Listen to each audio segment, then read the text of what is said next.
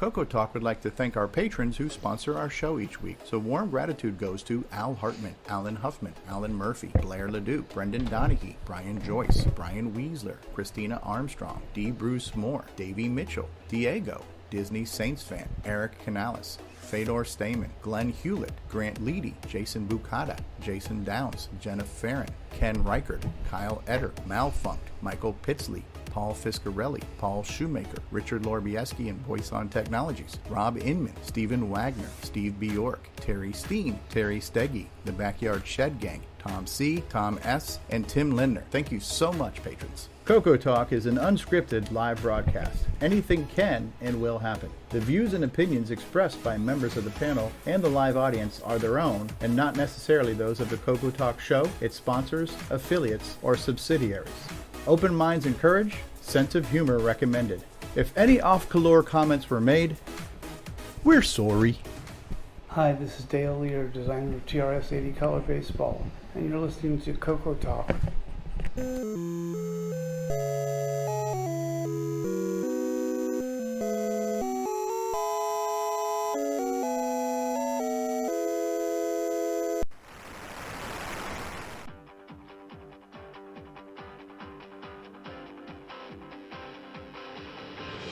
This is CoCo Talk, the world's leading live talk show featuring the Tandy Color computer. It's time to drop your socks, grab your real-time clocks, and let's rock. CoCo Talk is rocking the 8-bit world, keeping the Tandy flame alive. We may be mocked, but we'll never stop, 'cause CoCo Talk is rocking the 8-bit world.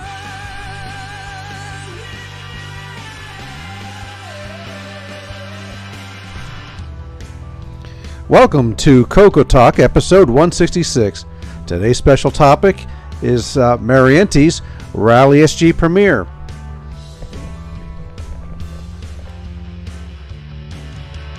CoCo Talk is rocking the 8-bit world, keeping the Tandy flame alive. We may be mocked, but we'll never stop, 'cause CoCo Talk is rocking the 8-bit world. Hopefully everybody can hear us now. Take two. All right. So are we ready to start the show now? No, but let's do it anyway. Better, but I think there's still room for improvement. Just run that loop again. I don't think any amount of practice is going to make it any better. So is the show better with or without sound? Probably It without. depends on who you ask. Yeah, I think Jim Brain would probably say without. It is. All All right. Let's mute everybody then. It's easy. All right. Let me make sure I got some of these buttons in the right place. I think so for now. Also, it looks like the chat fixed, because that was an issue before the show started, but none of the chat from YouTube, it said it was coming through on the panel on the left there. But yeah, it did. All of a sudden it did. So it was a problem on the server end or something. It wasn't us for a change. Ken's complaining we have audio now. Yeah, well, can't please everybody. Explain to him where the volume control is and just run it to 0. Just tell him to be quiet with his canned food. There's an X in the corner of your screen. Okay. Well, I guess let's go ahead and get the introduction started. Hi, I'm Ron Delvo from Arizona. Okay, so starting in the middle of the screen from Arizona. Ron, you're so shy. All right, so in the upper corner we got Patrick Euland. No idea how I got there, but I can find the unmute button. Hi, folks. Hello. And next across is your host for today. Next over is Mark Overhoster. Hi there. Apple I'm the guy. Apple guy. Glad to be here. Except you're out of uniform today. No, the headgear. Oh, yeah. There you go. Now we recognize you. Yeah, now things are going in the right direction. I picture him as a deranged doctor for some reason. Could you imagine you sit down and he's... I think he was one of the guest stars in Bedlam, that old text adventure game, wasn't he? I think the facial recognition system will work properly now that he's got the glasses on. Yeah. All right. Next up is L. Curtis Boyle with the news. Hello, everyone. All right. Hey. Say, Kara's return. Then we have Nick Mariota. Good afternoon, everybody. Glad to be here. All right. And traveling on the road, Jason Reichard, Coco Man. Good afternoon from the highways and byways of America. That's about right. He's in the Matrix. Brought to you by Sprint. All right. The Matrix. Next up, Ron Delvaux. Yes. Again. Again, Hello. that's right. Now you're in the right order. All right. You're out of And, order. You're all out right. of order. Then we got R. Allen Murphy joining us. Howdy from Texas. All right. Hey. And then Kara's return, line feed. Next up, Ding. David O'Connor from Down Under. Hello, everybody. Hopefully you can see me up the right way and not upside down. Yeah, David, we flipped you look the great. screen around. Hey, Okay, and then bottom row middle is David Veery. Hey guys, how we doing? Hey, David, Pretty good. otherwise known as Mr. Dave 6809. You may know him by that name. You may. All right, and then last but Sid. not least, Nick Marentes. Good day, everyone, and sorry in advance. Show we're gonna it give for us yourself some being on here. Canadians. I'm not sure which. We're going to give you the spotlight a little later anyway. We're that's what sorry. you're apologizing for. Counting on you, Nick, to save this train wreck. Are you previewing Donut Dilemma 6? Well, it's got something to do maybe with the title of the show. Isn't it Donor Dilemma 13, Baker's Dump Dozen stump. Revenge? Ooh. It's a good game. All right, so let's run with the intros done. Let's go run our public service announcement, and then we'll you ready with news, Curtis? Oh, sure. Okay, so let me go ahead and run this, and then we'll get into the news. Hi, this is Eddie Zerbinski from beautiful Quebec City. Vous écoutez CoCoTALK.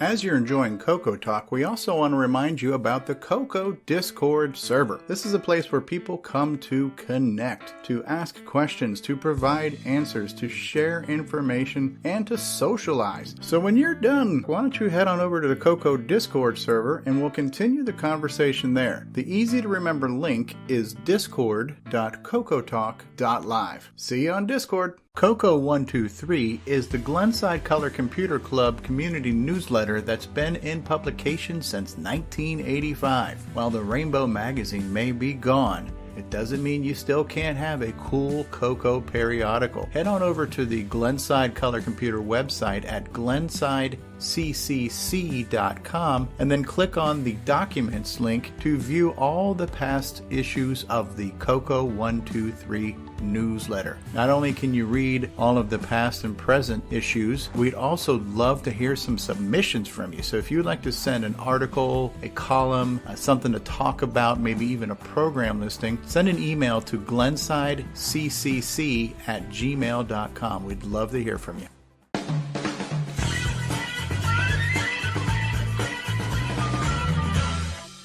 The CoCo World Map is a cool community resource where you can view cocoa nuts from around the world. Head on over to map.cocotalk.live and see where your fellow CocoNushians happen to be living on the planet Earth. If you would like to submit yourself to be on the CoCo Map, send an email to cocotalk@cocotalk.live, and we look forward to seeing you on the CoCo Map. Hey guys, it's Stevie Strode. If you've been watching CoCo Talk for a while, hopefully you understand that everyone is welcome to join this show. You don't need an impressive resume to get on. You just need to enjoy the CoCo and be willing to talk about it. There is no wrong way to CoCo. There is no wrong way to be a fan of the CoCo. There's no wrong way to be on CoCo Talk.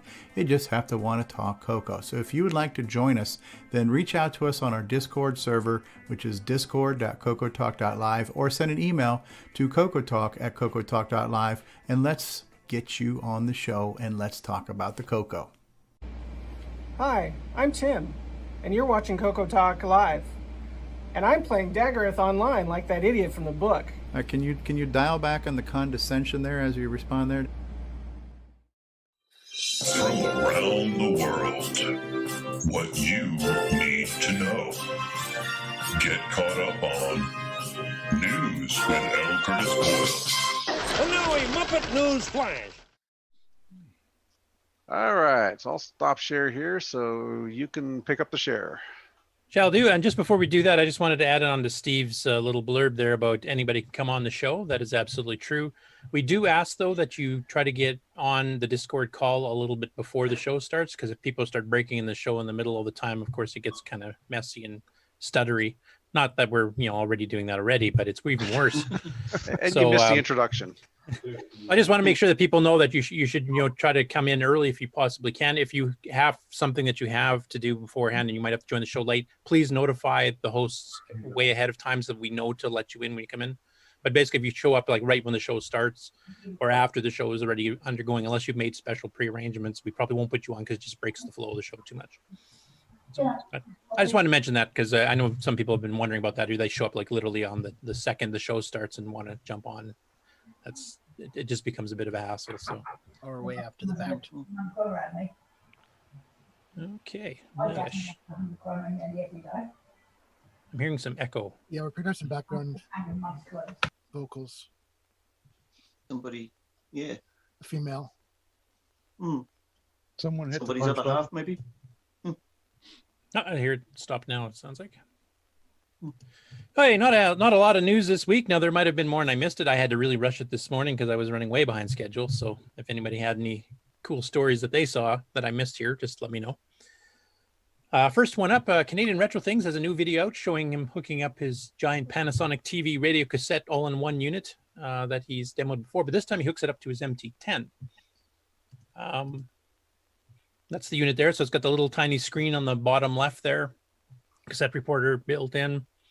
And he'd hooked it up to the CoCo, and he could get it to load programs, but he couldn't get it to save properly. It would always IO error. I'll give you one spoiler on this one as he goes through it. He did figure out how to fix it up enough that actually he could do recording. And he's noticeably moved when he actually gets it to load the program back that he saved on it, because he's been fighting with this for a couple of weeks. So it's a rather interesting video. So keep up the good work with that.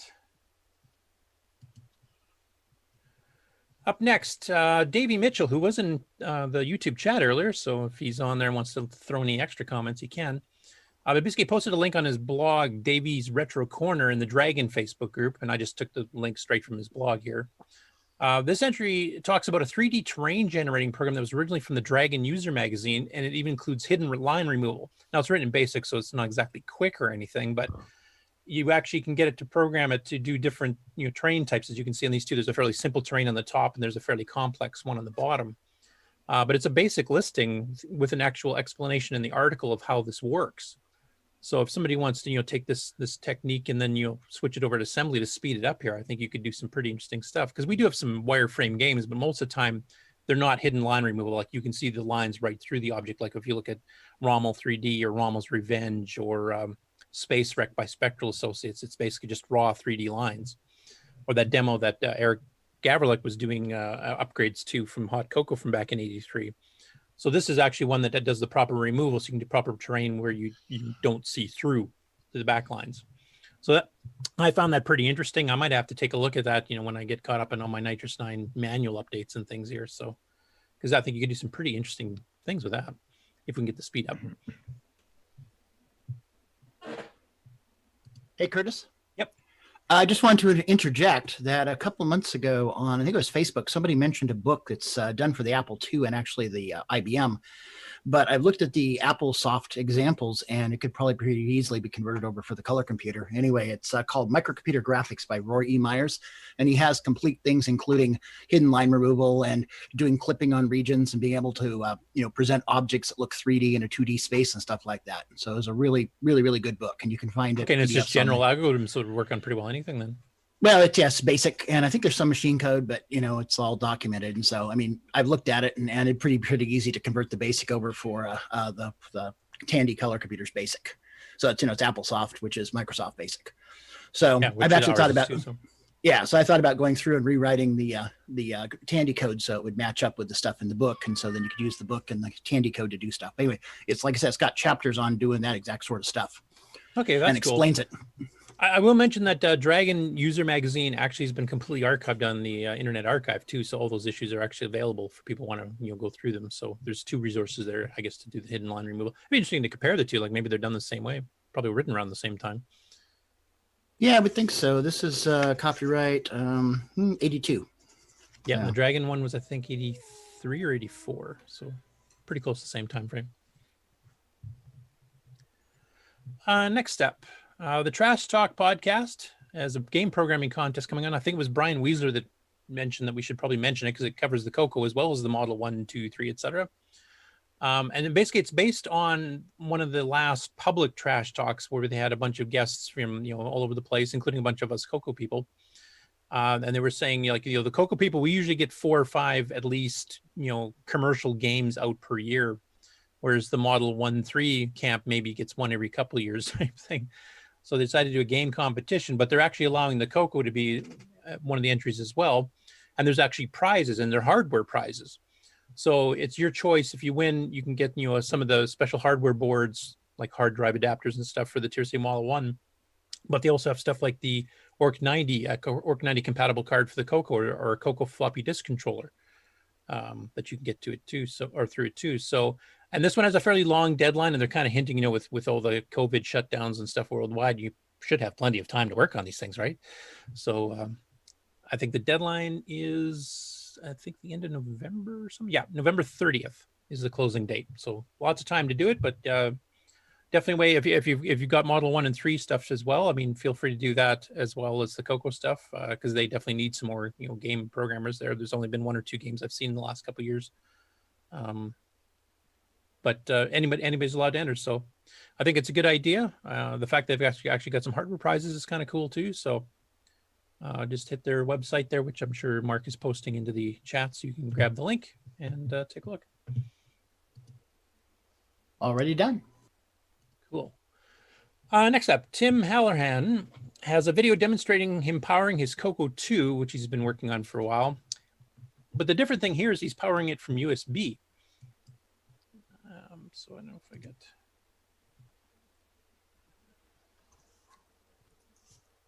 I don't think there's any sound. Yeah. Oh, I probably forgot to share the sound again. Oh, I'll just fast forward here then a bit. So obviously he's got a CoCo VGA in there too. And then he kind of goes to the explanation. That's only a 3.5-minute video. So if you're interested in doing that, and he gets into the technicalities of it, but here it is actually running off of USB instead of the regular power supply.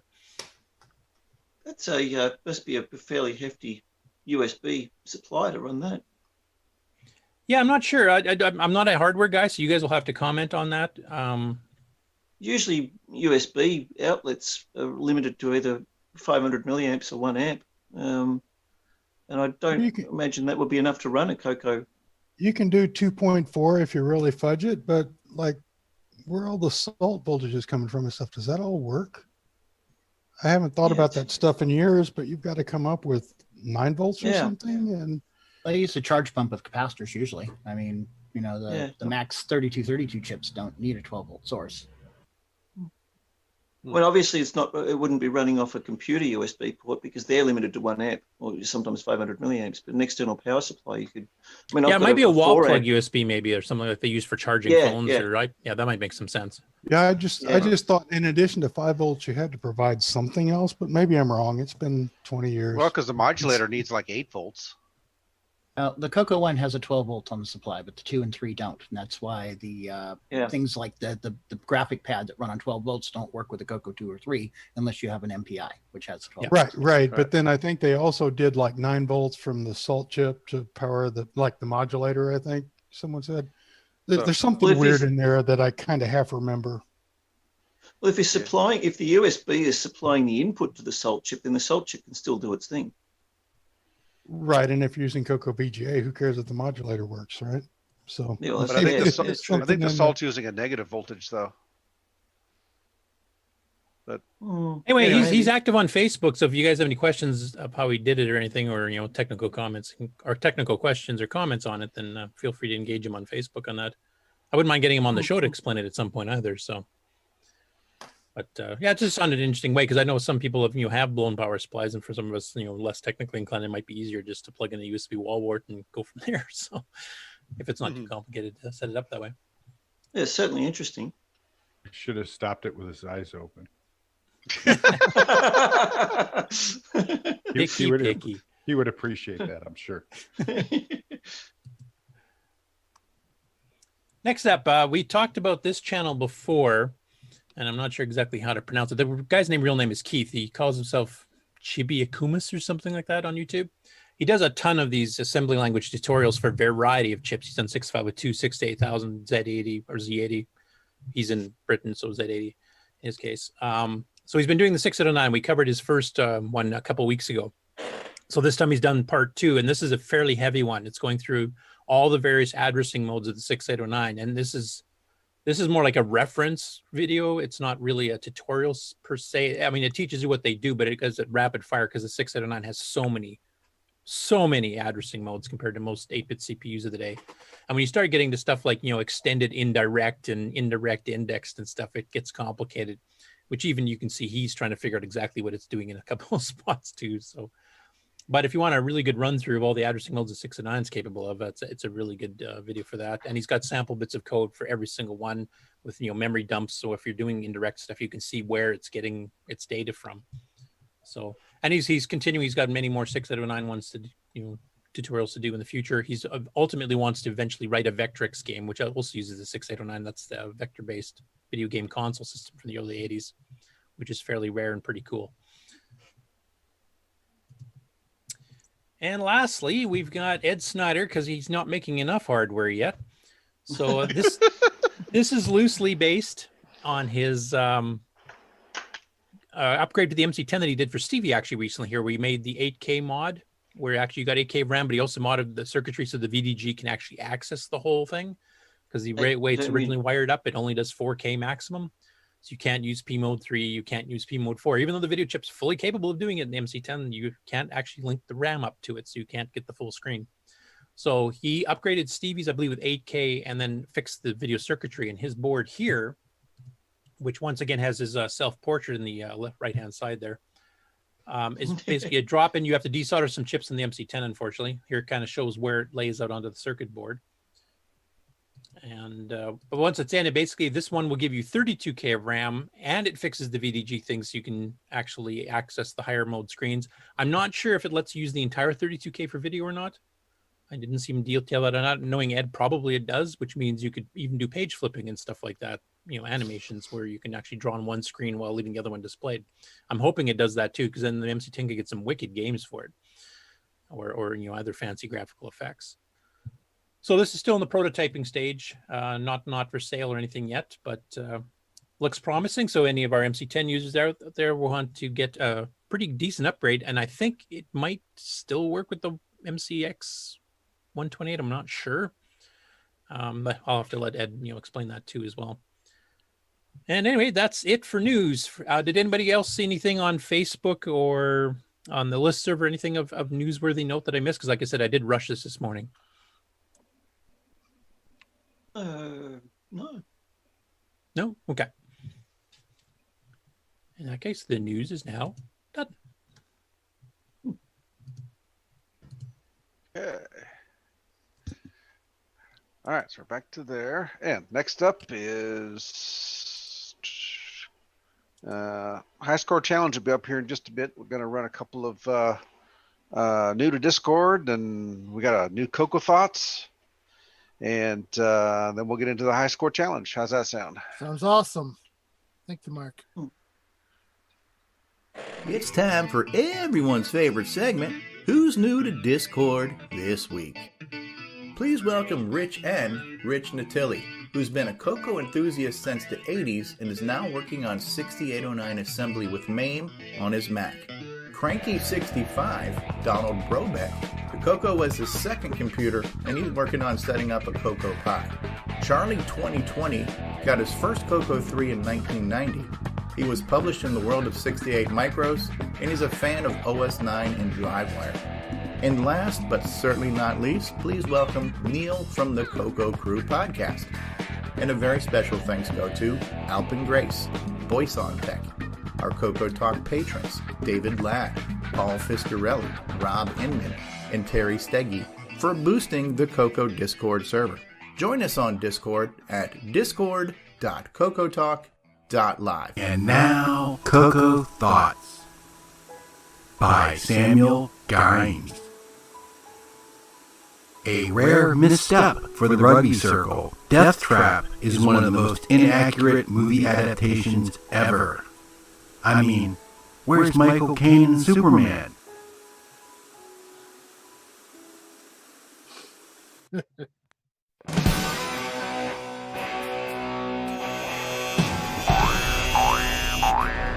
High Score Challenge with Nick Marentes. All right. Oh, you can still go straight into the video if you want. All right, guys, we had another fantastic week with the GameOn Challenge. 20 people playing Death Trap. R. Alan Murphy, 110. David Croker, 2511. Mark Bosley, 5434. Joshua, 11155. Rogelio, 13074. Damon, 6872. Graham W, 20,187. Me, 21,799. Catlord, 25,558. Alpin Grace, 27,263. Jim Ride, 30,337. OG Stevie Stroh, 34,772. Tom C, 36,204. Canadian Retro Things, 38,703. Tasman, 47,579. L. Curtis Boyle, 69,117. Frodo, 70,939. Diego, 84,753. Buck Owens, 90,661. And at the top, Mr. Dave for the first time in number one with 107,243, and he rolled the score over, which I thought was pretty funny. You had to tell me that the screenshot was inaccurate because it rolls over at 99.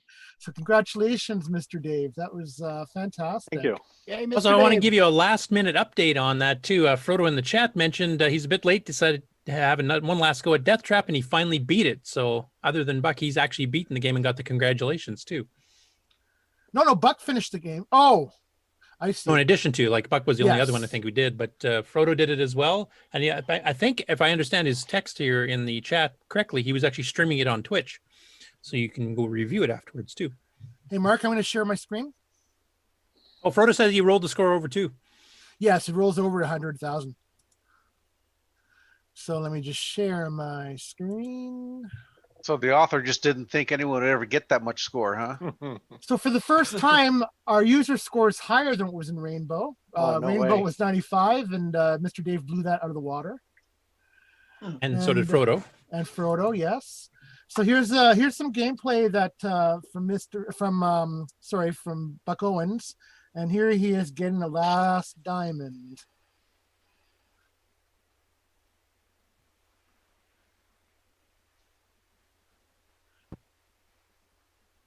Oh, going nuts. And he got the congratulations. That made me wince when I first saw that, but yeah, 'cause he got so there's the congratulations screen, and it just flickers green and orange, and so a few Just people to saw spell congratulations. It's a typo. Yeah, well, software developers were testers and QA back, and Yeah, we weren't strong in English back then. I can vouch for that. That's why we went into computers. That's why we became computer programmers. So yeah, and actually Buck Owens did play again after the scores were submitted, and he was going to go for wrapping over 100,000, but he couldn't resist getting the last diamond and finishing it. I think he got 97 as a final score. So he just couldn't turn down that last diamond. So yeah, interesting game, kind of polarizing. We had people who really liked it and people who weren't so fond of it. I know I liked it. My big issue with it is the amount of randomness. You're just put in situations that no matter how much skill you have, you just cannot get out of. So that was my gripe with the game. But it was still strangely fun. Anybody agree or disagree? I tried to avoid a lot of the randomness. Like I avoided those little question marks. But even hyperspace is, I assume it's kind of random. Although I don't know. I don't know if the game had preset places you can hyperspace to or not. Well, it wasn't such a bad random, but the question block, it would blow you up at the wrong time, or Yeah. I mean, if you needed to, okay, but otherwise, yeah, it could be bad.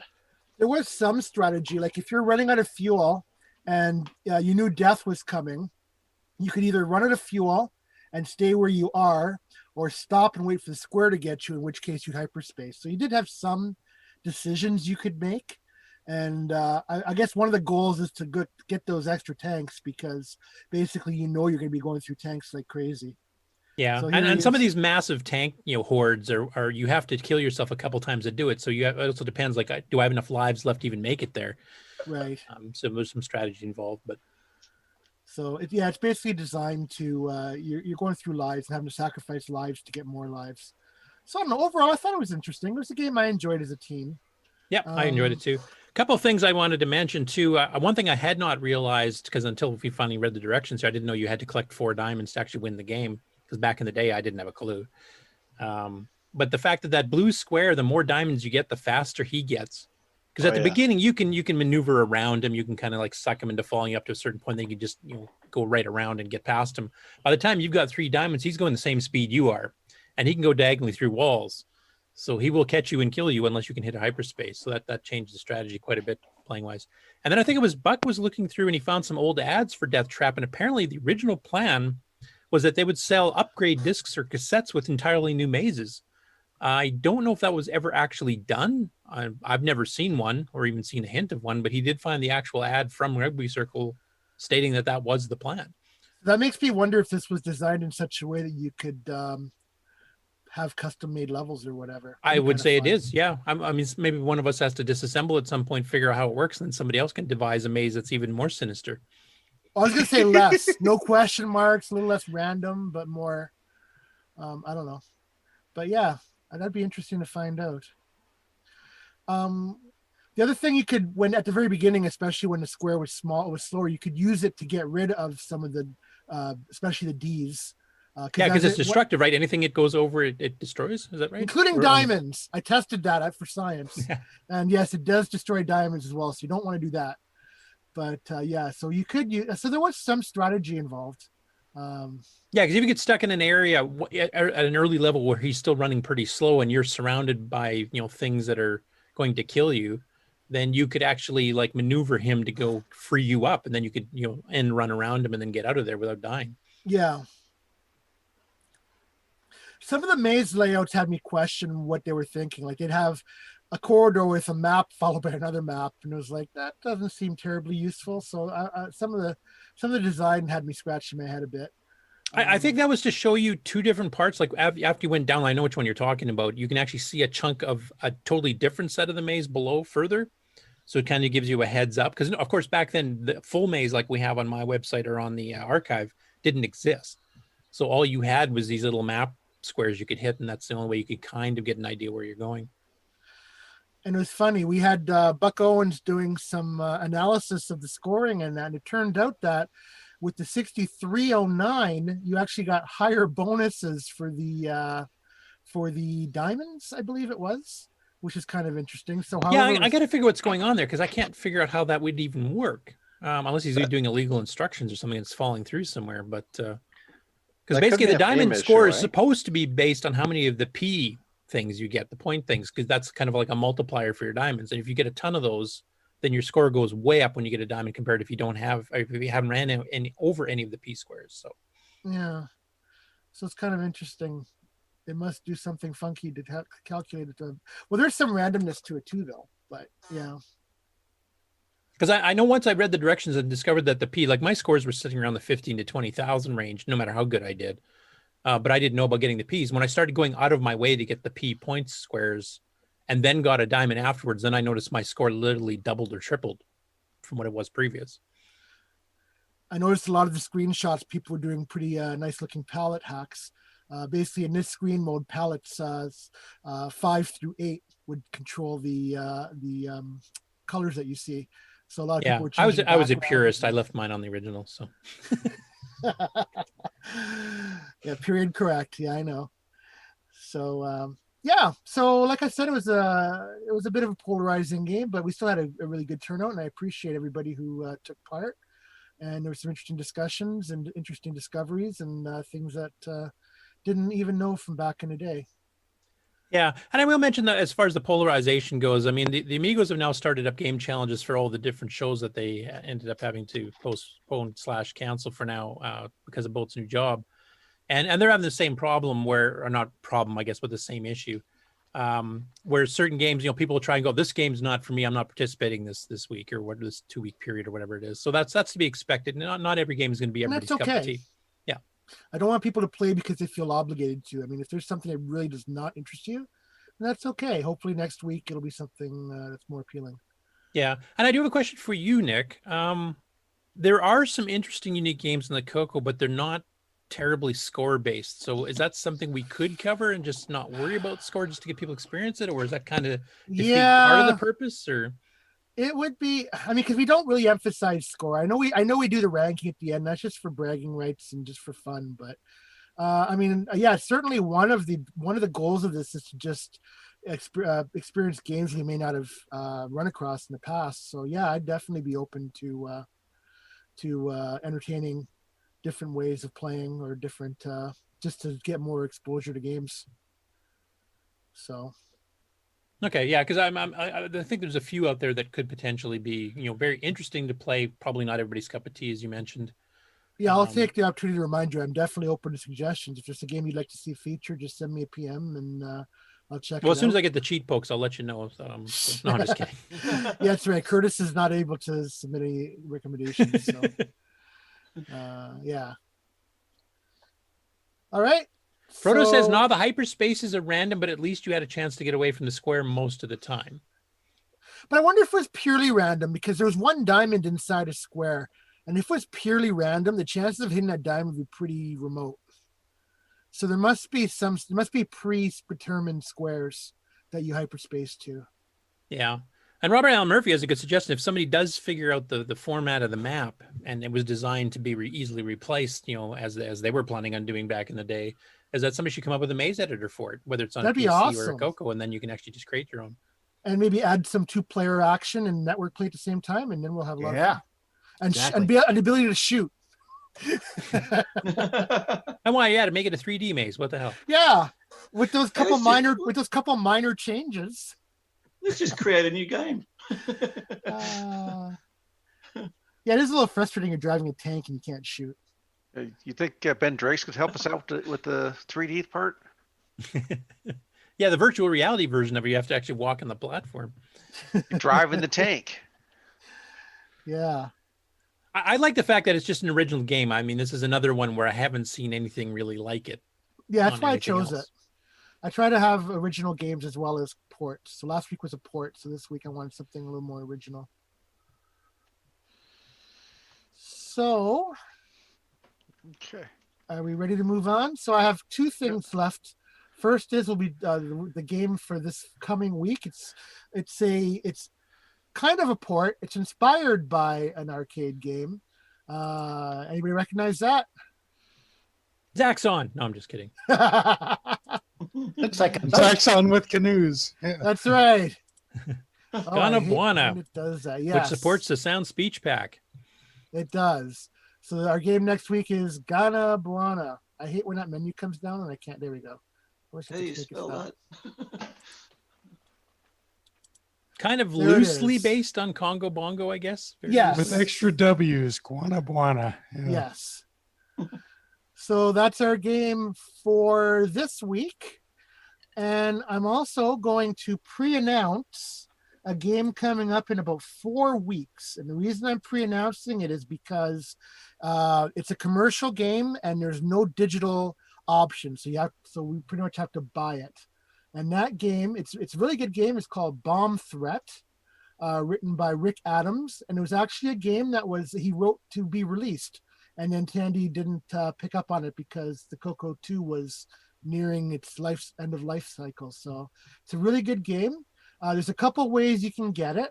It's on CD from rickadams.org/bombthreat. And also this past week, Neil Blanchard from the CoCo crew started creating cartridges of Bomb Threat. And he's in Canada. So that's why we're giving 4 weeks before we'll do the actual game. So if you're interested, try and buy it relatively soon. And to get it from Neil, sorry, I clicked wrong.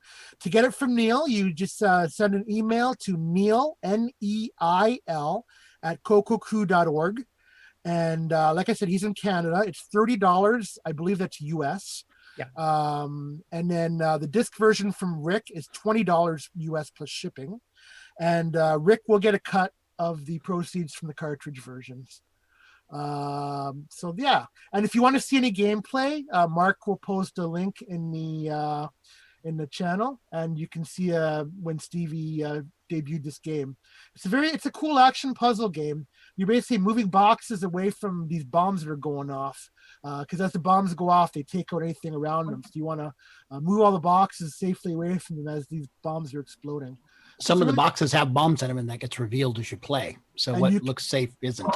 Yes, and you can push the boxes, you can pull them, you can pull them backwards, and it's a really fun game. Pull one box, but you can push push multi, yes. So that'll be our game, like I said, in 4 weeks. So if you're interested in taking part, pick up either the disc version or the cartridge version, and then we'll be ready to go in 4 weeks' time. So when will that be? Like 4 weeks from now? 4 weeks? Yeah. So about the end of July. The end of July. Yeah, it should be like the 25th or so, something like that, or 20, whatever, however the calendar lines up. I'll mention a couple other things too. The game was originally sold on cartridge by the CoCo crew when Rick first recompleted it, because he'd lost the original source. He only had a videotape showing the old gameplay. This time around, though, Neil's actually doing it with a different cartridge, because I think the originals were done with the orange plastic molded cartridges that they got made. Yeah, and this is like a nice yellow one, so it's a unique version. This is the first time they've been selling the cartridge version of Bomb Threat for quite a while. Actually, they sold out of the previous run. And it includes the box and the instructions and everything else too, as you see here. And I let Neil know that we're going to be doing this as Game of the Week. He was very pleased and said thank you. He seemed very appreciative that we were having this as Game of the Week. So I have a tip to make it so you can win the game potentially. Before you put the cartridge in, be sure and blow on the end that goes into the eye of the computer. That's right. And the other thing I wanted to mention, as I mentioned briefly here, Rick had started doing this game back in the early 80s, or mid 80s, I should say, and was going to try to sell it through Tandy. Then Tandy didn't pick it up, and they actually shopped it out to a couple of third-party ones, and they didn't want it either. Partly because of the CoCo 3, and partly because I think it just was a bit too different. It's an original game, once again, not based on any arcade game. But we have interviewed Rick, and Rick has actually been demoing it and showing the programming progress as he was developing the game, redeveloping it, a few years back. So there's a couple of really good interview videos with Rick, and also some just regular episodes of CoCo Talk, kind of going through the evolution of the game as it became a reality again. So any of the newer viewers here that have not watched any of that history of Bomb Threat, I would highly recommend you go back through the CoCo Talk catalog on YouTube and watch some of those, and including the official release time when the first version of the cartridge came out, because it's a very fascinating history on the whole thing. Well, I don't want to give spoilers, but isn't it true, Curtis, that Rick lost the source code and recreated it from video? Yeah, he had a video because his kids liked it, and they recorded a video of them playing it, and then he went trying to find the code again. We got some echo here. I'm not sure what's going on there, but yeah, he had to recreate the game from scratch, like reprogram it without any of the original code, and all he had to work from was this, videotape with wavy lines and crap in it. But I think he did a pretty good job. Yeah. All right, and once again, the game next week is Ganabuana. So thanks, guys, for your support in this segment, and hope you have a nice, have fun playing, and we'll see you next week. So we have some GameOn news. Yes, we do, and the last one will involve some Australian named Nick Marentes premiering a video for his new game, which I will be playing in its entirety. And then we'll let him comment on it, and then the rest of us will poo-poo it. I mean, praise it. So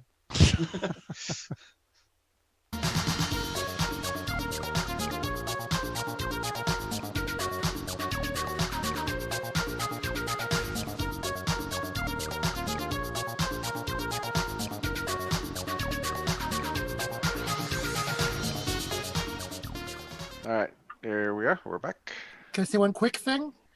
If you already bought Bomb Threat on disc from when Rick released it a couple years ago, you're fine. You don't have to buy another copy. This is just for people who don't have the game who want to take part.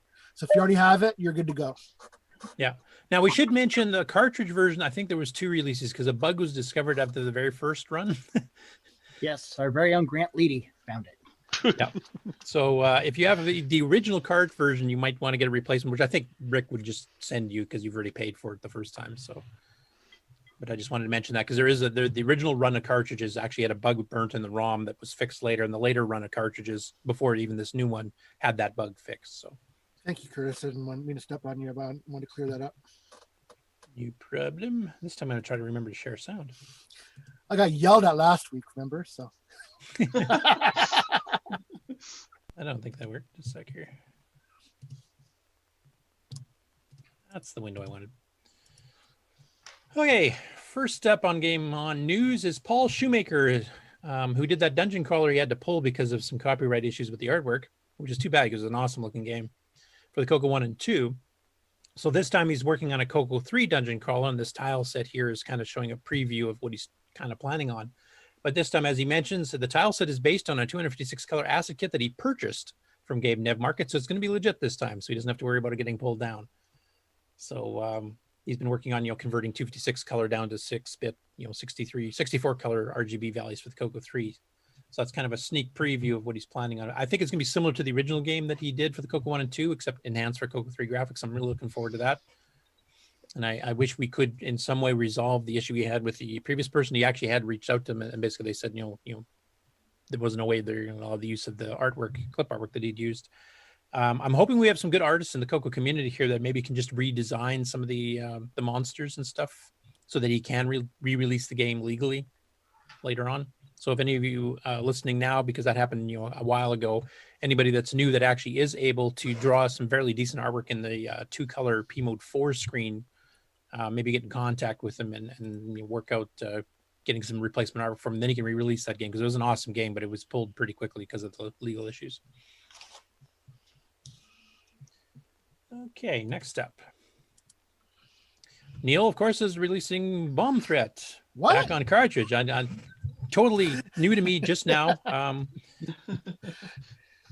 But as mentioned, it's a really good original game. Order it from Neil. In case you forgot the email address, it's actually on the Facebook post as well. So you can get in contact with him there. Now, Neil's also releasing another cart, 3D Monster Maze, which is by Evan Wright. Same guy who did Hunt the Wumpus and some other games. This is based on the Sinclair Spectrum ZX81 game, which was a little black and white game with a 3D maze you wanted through, and you have this Tyrannosaur thing trying to chase you down and eat you type thing. So the CoCo version here actually comes, and it's also $30 on cartridge. This one actually comes, and I'm not sure what the reason for the 2 different versions of the case is, but he's got 2 different colors of the cartridge, and he's got 2 different covers for the actual box. And I'm not sure if there's anything else special between the versions, or if it's just to make 2 different unique ones. One is the blue cartridge, which is just a plain blue cartridge. The other one's a translucent cartridge. You can kind of see through it, which I think is pretty cool. So I think that's obviously one I want to get. I'm not sure, like I said, about the box art. If maybe you can ask if you can get one of each. I'm not sure if there's any difference between them. It doesn't look like it, but it's a pretty decent game. We've previewed it here a while ago while Evan was working on it. Now, Evan just this morning or just last night, I think, released a new video kind of demonstrating the gameplay of it and also some of the improvements, because this is one thing, aside from kicking it up to color, because the ZX81 did not have color, he's also added in like mapping and some other features to it that are not in the original ZX Spectrum game at all. So it's actually a bit more originality added on to it, some value add. So I'll just play a little bit of that video here. And there's he actually used the graphic from his Hunt the Wumpus, his previous cartridge game, to have your hit reset color test. CoCo VGA. So I just are you guys getting any audio on that? Off I go. Yep. That's it. It's nice and easy. So get yourself a CoCo VGA. Is it loud enough? Have one, and then you just hit any key to continue. A little bit louder, maybe. A bit louder, yeah. And I'll pick hard here. And what it's going to do now is generate a maze for me. Now, for I remember, the ZX1 does not have the map you can switch on and off. I didn't really like so much. I love the concept of running around the maze. I love the concept of there's a monster out there that I'm trying to avoid. However, I always just ran around. I This think thing. it did have the direction markers. I can't remember. I haven't the played the ZX one in so exit. long. So I did a couple of things that are just a little bit different. So I put in the compass direction at the bottom. Okay, so that is you new. have That's new to some the idea CoCo version. of which you'll And see. then here's the that overhead you have map an where you can overhead actually kind of see And it where may you're going seem in the like, maps, why the don't you maze just run as you around go. and You don't map get to view? see the whole map at once. You However, only get if to you see do what that, you've you're actually just been going to through run into before. walls, and it's not going to work out so well. Oh, that'll happen. Yeah, okay. And there he just got eaten while he was too busy looking at his map. Let me retry that same maze here. Now, if I Okay, pull up that the map previous again, you'll tank see it game. saved all of my information from the last run through the maze. So the other purpose of the This is what you want the is that tank game to what look you like, can the death do trap. is carve out. Yeah.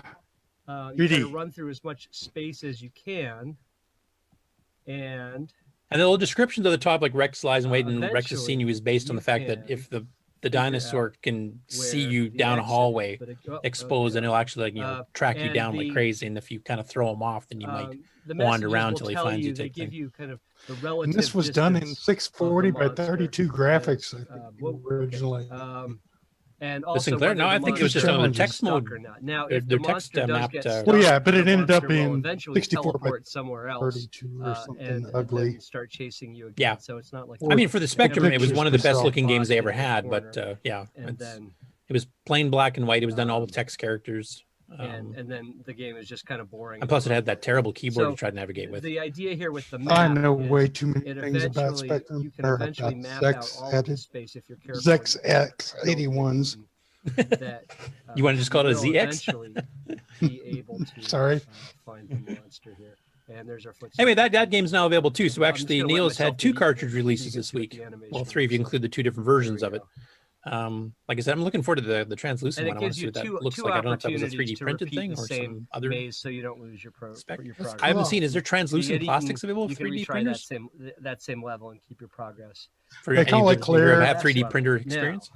They call it there clear. is a It super ends up being secret cheat key translucent. hiding, Okay, but not transparent. I'm assuming it's just kind of a Yeah, fuzzy milky white. somewhere. Yeah. So let me try. Okay. See if it works. Anyway, that one's available for same price as Bomb Threat. So anybody who wants to add to their CoCo cartridge collection, you got 2 new ones this week. Pretty cool. Next up, Cuthbert Dragon was not terribly busy this week. They did a few ZX Spectrum games, actually. And then they did one other Dragon 32 one that I'd not seen before called Monsters, which is kind of based on Color Panic or Space Panic from the arcade. But there is some differences in the gameplay. So I'll play a little bit here. You'll have to let me know if this is too loud because it's got a fairly decent amount of sound effects.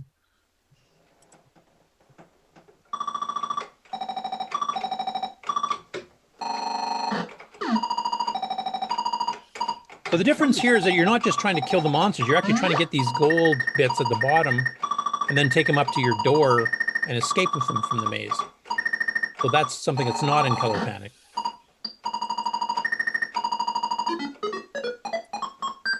And of course, as you pretty fast. Yeah. And of course, as you progress, and it starts adding more monsters in and they start getting smarter and some, at the beginning, they generally stay on their own levels. And in fact, when you drop them through a hole, they'll actually go back to their normal level and stay there for a bit. I've noticed on the later levels, though, they start wandering around vertically as well as horizontally, so that adds to the difficulty level.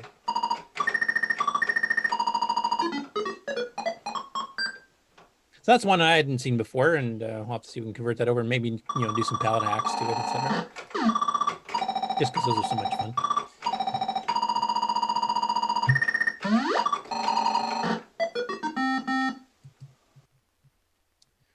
Next up, Kieran has released a CoCo updated version of the Dragon Gang row tabs, which we have shown before. And there is a CoCo port, but I think it was a little bit buggy from what Bryza was saying. And the other thing about it is that the CoCo version stripped all the intro story, the intro loading screen, and a bunch of the other things that were on the original Dragon version.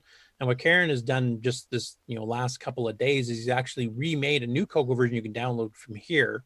This is his direct link to him, some of his stuff that he's hacked in the past. And he's actually got the CoCo version now with all that stuff restored back. So you get the loading screen, you get the full instructions and explanation of the storyline of the game, etc. So there's an updated version. Hopefully, I'll put that on the archive as well, just because that seems to be where most people go. So for those who have not seen the original version with all the extra add-ons, there you go. Go download it for free. And lastly, I will let Nick do a bit of a voiceover before I start this to announce his new game for the CoCo 1, 2, 3 Dragon 64. And take it away, Nick. Right, yeah. Sorry, did I wake you up? Yeah, you did.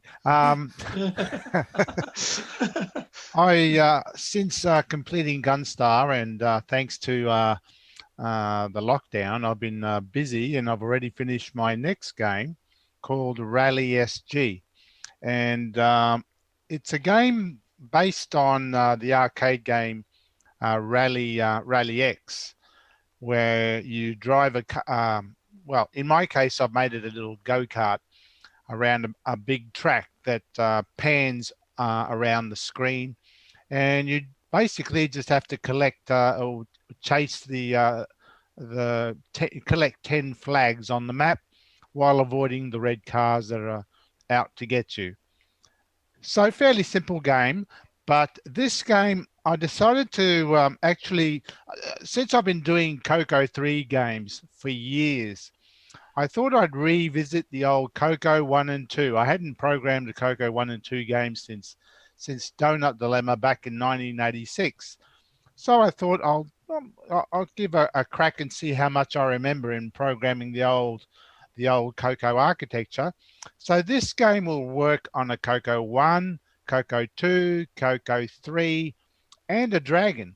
So this one is for every color computer with at least 64K of RAM. So you need a 64K RAM to run it, and it uses the semi-graphics 8 in order to get color. One of my big beefs about the CoCo 1 and 2 is that it's not very colorful. So I decided, well, the only way to get good color is to use a semi-graphics mode, which gives you the full 8 colors and the all-important black background. It's got other limitations, but I sort of worked around all those. And the game is Rally SG, which I think Curtis has got a video there to play so that people can look at. So you guys ready for the world premiere? That's right. Well, yeah, push the button, Frank. Hold your pants. Yeah, let me know if I have to bump the volume up or down, because with YouTube it's kind of hard to tell. Okay.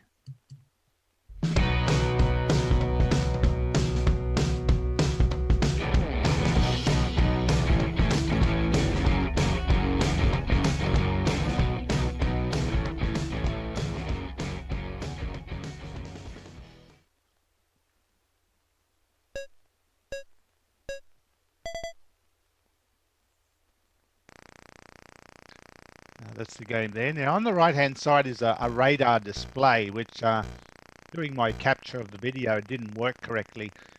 One of the problems with semi-graphics is you can only have one color plus black per byte. So what I did over there on the right is to actually flicker one of the colors. So blue is the color in each byte, and I've got black, which represents the red cars that are going to be chasing you. And the flags, as you can see now, the yellow flag that had just appeared, the flags are a dark blue because I'm flickering between black and blue, which works fine on a normal monitor, but yeah, on my capture card it doesn't work too good, so hence it looks a bit bad. But it looks good on a real screen. Now, every level of the game, you've got to collect 10 flags, which are those yellow objects you see every now and then, and avoid the red cars that just got hit me just then. And so 10 flags. One of those flags is a special flag, and it'll be orange. And if you get that flag, it doubles the points that you collect per flag. So every flag you get a point. Well, it starts on 5 and works its way up 10, 15, 20. So the scores increment as you go. But if you get an orange flag, those scores double. Obviously, a tactic or a strategy in the game is to get the orange flag first if you can. Because the earlier you get the orange flag, the sooner you start collecting higher scores. And yeah, every level is just, there's the orange flag. And you can see in the top right there, the scores are indicated in orange now to let you know that they're being doubled. What else is there? So yeah, basically it's just that level after level of collecting flags. There are 4 big mazes in the game that it goes through as you play. And the cars, the number of red cars that chase you, initially it's two red cars, and then it goes to 4 red cars chasing you, up to 6 red cars. So like, I think it is now. There you go, he's collected everything there. Now with 6 cars up there, it's yeah, starts getting a bit tricky. And there's a challenge round as well. So level 3 and 6 and 9, I think I've got challenge levels. In these levels, you don't get any red cars chasing you, but you have a timer on the right there, as you can see. And it's a matter of trying to get all 10 flags before the timer runs out. If you can get all 10 flags, you get the end of level bonus, which tallies up how many flags you did get and more points. So you can see on the right there, there's a little readout there. I've still got, in this case, I've got 4 more flags to find. They don't tell you where the flags are. They don't tell you where the flags are. You've got to find them. So that's the challenge, going around the maze looking for the flags. Now I think that in this next level, we're going to go to another maze. Yeah, so and the maze changes, and the color change. And the colors change. Give a bit of variety. Now, being a CoCo 1 and 2, I haven't got the fancy sound effects that I had in, say, Gunstar, where I can have samples and all that. You don't have the timer that was available in the CoCo 3 to set up a good interrupt-driven sound routine. So I've tried to make a go-kart engine sound there, so which is that buzzing that you're hearing. And that's it, game over. And I think that's the end of the video. So that's Rally SG. Now the coding is finished. I've done it now. It's all finished. I'm just doing some final tests and tweaks, I guess. And they're going to start designing on some packaging and some instructions and all that. So the game should be available maybe before August this year. So maybe end of July, around the end of July or early August. So that'll be coming out, and that'll be available as I've done in the past, a digital download or a CD. Now the digital downloads, this is only a small game, so it's all, I'm trying to keep the costs down. It'll be just a $5 digital download, so you can get the game emailed to you. The CD will include the same, of course, but you get the plastic case and the artwork and all that. And there's one other new idea that I'm actually thinking of throwing into the CD version, which watch this space. So when it's ready, I'll do up a web page that'll explain it all. I'm basically just trying to make this a low cost game. That's awesome. About it. It's a fun really game. I've been playing it a fair bit. It can get hard because those red cars really get hound you in some of the later levels. But it's a quick game. You just start the game again and try again. It's just a fun game. Very much based on Rally X in the arcades. Not quite the same. I've changed a few little things, and the lower res of the semi-graphics doesn't quite allow you to do the game exactly like in the arcade, of course. But I've just done the best I can to showcase a CoCo 1 and 2 game and Dragon. in using the semi-graphics mode. A quick question for And- anybody on the panel here who has a Dragon. Is the Dragon 32 easily upgradable to 64K? I know it came with 32K, but is it an easy upgrade, or does anybody know? Because obviously it'll work on a Dragon 64 just fine. Yeah.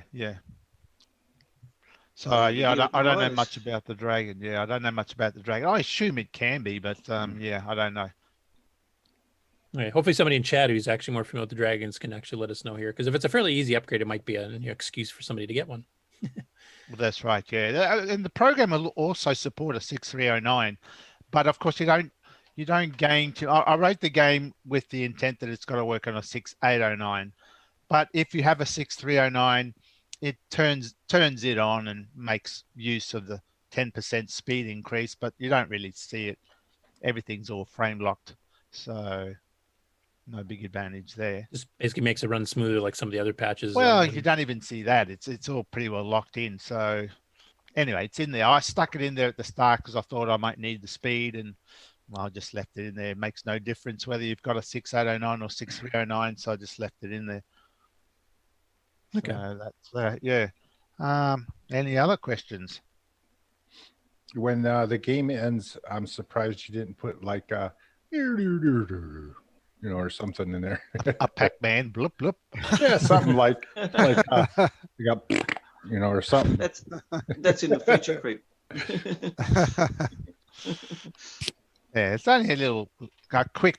It's only taken me 4 months, this one, so hurrah for lockdown, eh? Great job. Now, do you have it? And you don't have to give any details if you do have this, but do you have any other project plan for your next sequel, or are you going to wait for the money to rake in on this one first? I've got lots of ideas. I just have to pick which one I'm going to do. So, no, nothing concrete at this point. Okay, and are you favoring CoCo 3 for the next release, or are you going to do another retro CoCo 1 and 2 game? Or well, I do like the CoCo 3, obviously, but I might do one more CoCo 1 and 2 game since I got this one done fairly quickly. So maybe one more. It depends on what idea I pick. So it's a fun mode. It's a fun graphics mode. Well, it's the mode that got me into the CoCo way back in the early 80s. I never liked any of the P modes that the black and whites or the black and greens or even the 4 color modes never really excited me at all. It was very, in my opinion, colorless. But the semi-graphics mode, it did provide 8 colors on a black background, and I thought, aha, there is hope for this machine. So when I got the CoCo, my CoCo 2 way back in '84, the first game I did was a game called Neutroid 2, which wasn't that popular, but it was a semi-graphics mode game. So it was 8 colors, and it had a lot of sound effects and all that. So it was the semi-graphics mode that interested me. We've seen some games that really do semi-graphics. Actually, the Dragon had more semi-graphics games, I think, than the CoCo did, because that was a really popular. Because of course, they didn't have artifacting colors that everybody used in North America. So Australia and the UK all went for Australia, yeah. So there's quite a few we've actually shown on the GameOn news segments before of some of the semi-graphics games, plus a few that were released in North America too, like Protectors 2, Guardian. I think are probably the two most noteworthy. It's a good mode. It has limitations. It's got a very low horizontal resolution. It's got the color limitations where you can't have more than 1 color plus black per byte. So there are some problems, and it does limit the type of games that you can have on it. Smooth scrolling is a lot harder to do in semi-graphics because of that. But you design you pick your games, you design it to work within those limitations, and that's what I've done with Rally SG, and it looks fairly colorful with all the scrolling and everything. And the one nice thing too. Go ahead.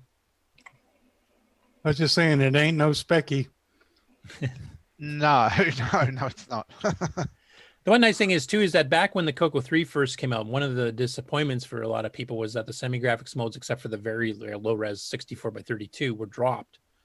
And then I think it was Sockmaster, somebody else discovered that if you fiddle with a couple gimme registers, you can fake it to get the graphics back, but the text mode you still lose. So Yeah. the games you've been designing lately, you've been making sure scores and whatever else are all done Well, with the that's graphics right. stickers. Semi-graphics on the CoCo 1 and 2 allows you to combine essentially the SG4 text mode. So you can actually display the text characters, the normal 32 by 16 text characters, as well as the graphics. On the CoCo 3, you can't. The CoCo 3 only shows you the graphics part. So yeah, when I did Rally SG, I just said, well, that's easy fix. Just make all the text graphics as well. And that's why on the game you saw that the score numbering was only a 4-digit long character, because I was being that low res semi graphics pixels, which are fairly wide. You can't quite cram as many characters. Essentially, every text character was 2 bytes wide to get the size of the character or the numbers on the score. And that reduced it to a 4-digit score. So the scores in Rally SG are pretty low, just so you don't go over the 9,999 score. So what happens? Does it wrap over like Death Trap does? It actually does. It does actually keep the score internally. It's got another 2 digits as well, so it doesn't crash it. It keeps going, but it only ever shows. Sorry, Mr. Dave Fodor, like hold my beer. It only shows the bottom 4, but the game's actually pretty challenging, and I haven't been able to get up to 9,999. So I don't know. We'll see what happens, but it won't crash. It won't crash. It'll effectively look like it just rolls over again, even though it is actually internally keeping the what is it, 6-digit score. You could change colors, so your blue score. I did. That was an idea. I did think of that. Just change the color so you know that it's clocked over. But because I don't seem to ever be able to get to that point, that score, and I've played it a lot. I thought, nah, why not? Make it funny if it rolls over. And one thing I'll mention on the semi-graphics modes themselves here, I mean, the higher semi-graphics modes actually let you mix the text characters. Like you don't have to print the entire text character. Protectors 2 is probably the best example of how they drew the little waving humans on the buildings. Now that's something, of course, that does not work in the CoCo 3. Yeah. Yet, but the Gimme X actually is going to fix that, so that when you get a Gimme X, you can play all of the old semi-graphics games properly. So that'll be a change. Nick, do you have any idea would you support doing that if the Gimme X becomes really popular? Because then you'd have the entire CoCo 1-2 market, the Dragon market, and then the CoCo 3 market with Gimme X. Not really, because it has to work on every CoCo. Well, that was the goal with Rally SG. I said, I'll do a game that works on every CoCo, and that means going down to the lowest common denominator, which in this case is the CoCo 3. If the CoCo 3 can't do text, then there's no point putting the text into the game. If CoCo's 1, if it only works on a CoCo 1, 2, Gimme X, and Dragon, and the CoCo 3 then misses out. So I figure, well, just do it in graphics. Okay, I was just asking because I didn't know if there was a certain threshold where if they sold this many Gimme X's, you'd say, oh, maybe the market's big enough to warrant it. Well, that's a different story. Yeah, if there's that many, but I don't want to shortchange the people who have a real CoCo 3 and they say, oh, damn, now this game doesn't work on a CoCo 3. So I wanted every CoCo. So support the lowest common denominator. It works on everything. 1, 2, 3, Dragon, and Gimme X. So there you go. It's an even bigger market. So Nick Marentes, I was going to suggest, since you were asking for suggestions for GameOn challenges here, how about for August or September, maybe we'll have to, give especially shipping from Australia, if anybody wants to, if there's a physical media version of it available. Well, that'll be shipped from America. Oh, will it? Okay. Well, yeah. I mean, America to Canada right now is a bit of a slow delay too. So. Oh, okay. How much should I charge Nick for that? What do you think's a fair rate to promote his game? But I think we should make this a GameOn challenge, like a month or two after the release. Absolutely. Well, is there going to be a digital download? You said it's going to be a digital download. Yeah, so there won't be an issue. So Nick too, even if you buy the disc, he sends you the digital right away. Yeah, that's right. So even if you buy I like that model. The moment you buy it, within 24 hours, you've got the game. Okay, so maybe in say like mid-August or something, we'll make that. I mean, I wouldn't say no to a jar of Vegemite, Nick. I mean, if I certainly would. I would not accept that. That's punishment. That's not most reward. people would. But yes, well, that'll definitely be absolutely. I'm Because going to one of grease the- my one of the cat things, weasel. too, I is- have no use for Vegemite. So, Because I mean, one of the things too is I like to promote the fact that there's new software being written and to encourage, because this market's we're doing really well right now as a retro market. Got new games coming out and new hardware being developed, and it's like the more we can expose that, the better. Well, with today's rising entertainment costs, it's a real bargain. and also Robert Murphy's contesting your claim there, Nick. He's saying the MC10 wasn't included. You're getting So- a little. So next thing up, we had acquisitions and other things. So let's see. Acquisitions and updates. Yeah, that sort of thing. Yeah. Let's see. Okay, I have some. I was hoping David Ladd was going to pop on for one of them, but if he doesn't, I can still do it. I'll wait a bit. Somebody wants to go first. I'll see if he maybe can pop on. Okay. Let's see. I got one. I got one here. All right, David, go ahead. We've been talking about getting games from America to Australia and the delays due to this COVID stuff going on. I experienced delays firsthand. I've got a USB device here that I can use to reprogram my CoCo VGA boards. I've got two of them in both of my CoCo ones, but I didn't have the right connector on the end of my adapter. If you can see that there, there's the little adapter there. I don't know if you can maximize that screen there. Sorry. Yes, let me get there. It's upside down, but I guess it looks good to from you. Australia. just address the Australian compensator. Yeah. There we go. That's the USB blaster there. That's for reprogramming the. I'm in reverse there, am I? Only to you. It looks good here. Everything's Oh, right. okay. Oh, that's good. All right. Yeah, cool. Don't be confused. Yeah, so this little board on the end here, this blue board with this cable on there, that little tiny connector on the end there, I'll just put it in front of my forehead so you can see it. That connector is what actually connects to it's a what do they call it? A JTAG. JTAG, that's it. And that actually connects to the CoCo VGA board. You sure it doesn't plug on the bottom of a CoCo 3? No, that connector's larger.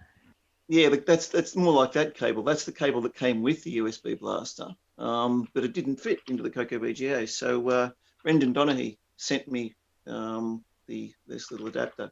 And how long did it take to get there? It was sent on the 24th of April, and it just arrived a couple of days ago. Wow! So that's about 2 months. It was stuck in Chicago for about 5 or 6 weeks or something. Sure, they just put it on a raft and push it out to sea. Yeah, well, I was sort of thinking, well, with all the riots going on and everything, I was thinking, well, maybe something happened to the post in Chicago. But fortunately, it arrived, so I'll be able to get in and reprogram my CoCo VGA and put the latest firmware and try some of the new tricks and bits and pieces. So that's the whole thing there. That's USB goes into the computer. That's the USB blaster, and then that connects up to the CoCo VGA. Nice. It's going to be my project for this week is to reprogram my CoCo VGAs. I did have another update too, but I'm going to save that until another time. It involves Rick Adams, so I'll wait till he's on the show with us and we can share that together. Right, always leave them wanting more. Yeah, that's the one. Or whining less, one of the two. All right. I have a quick acquisition if you want to see it. Sure, go ahead, David. Sure. Oh, there we are. It's like, who said that?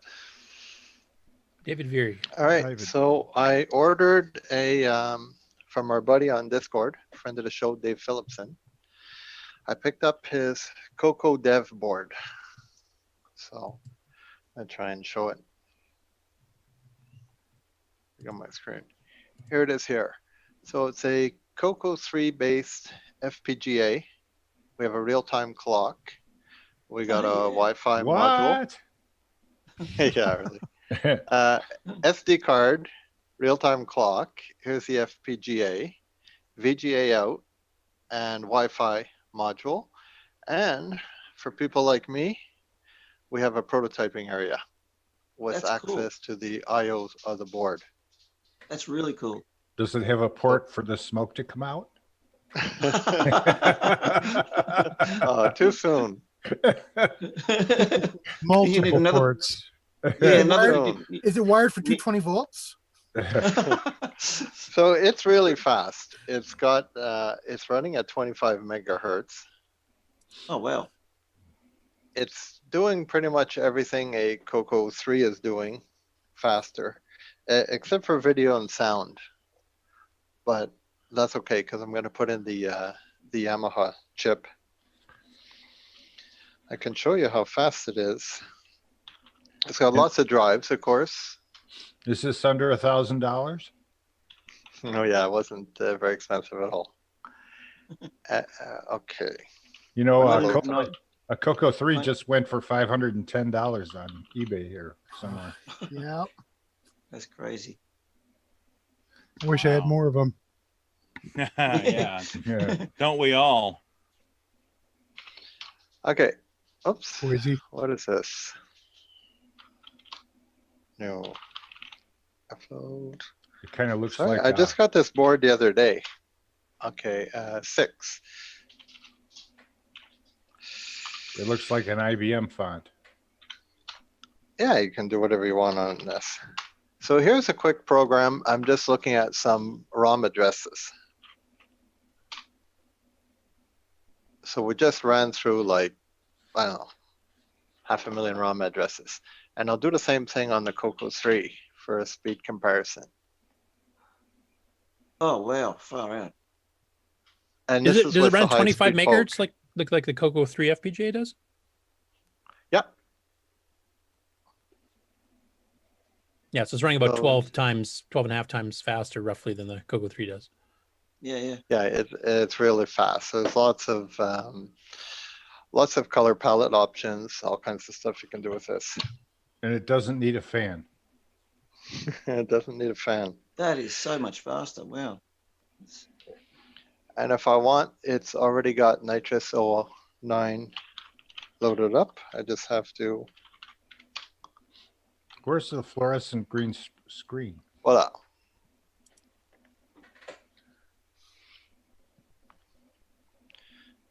So here we have our Nitrous And you got 09. your real time.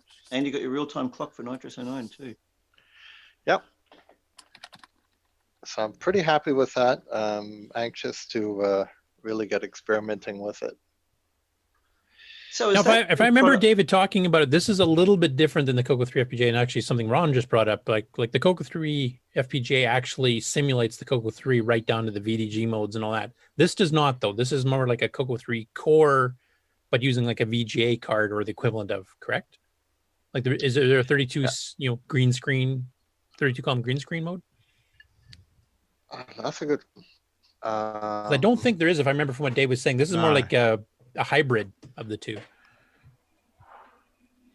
And I can get all the. So you're just pretending?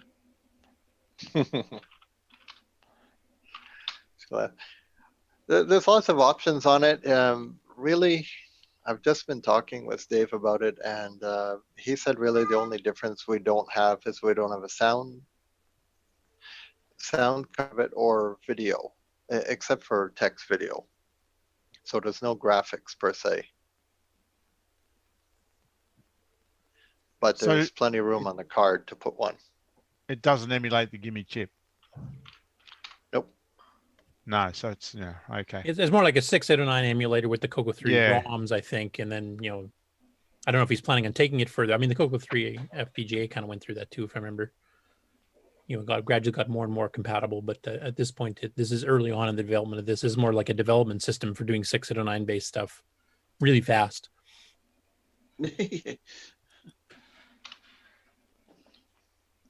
Anyway, it's pretty nice. I'm happy with it and looking forward to being able to do lots of experiments. Oh, It'll I like those definitely be a color fun fonts. place to do assembly programming. Those color fonts look cool. Yeah.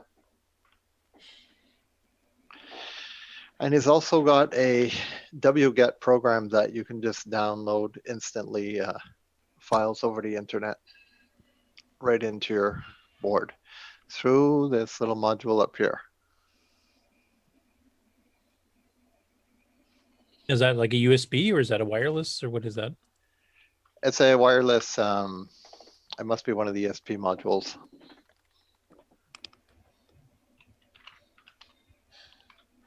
All right. Sounds cool.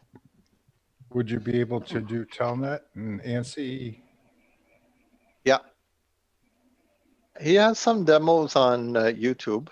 If you look under Dave Phillipson, you can see some of the demos that he. This is actually, I'm one of the beta testers of the board. So I'm pretty lucky that he let me have one. Cool. And Dave's really good with answering questions too, and he's on Discord very actively on both the CoCo side and the CoCo Dev side. So he's available for any questions anybody has. Yeah, and if I don't break it, then we know it's a good machine. You don't feed 220 volts into it, you probably won't break Just it. remember to leave all the smoke in it this time. Sorry, too soon, I know. Yeah.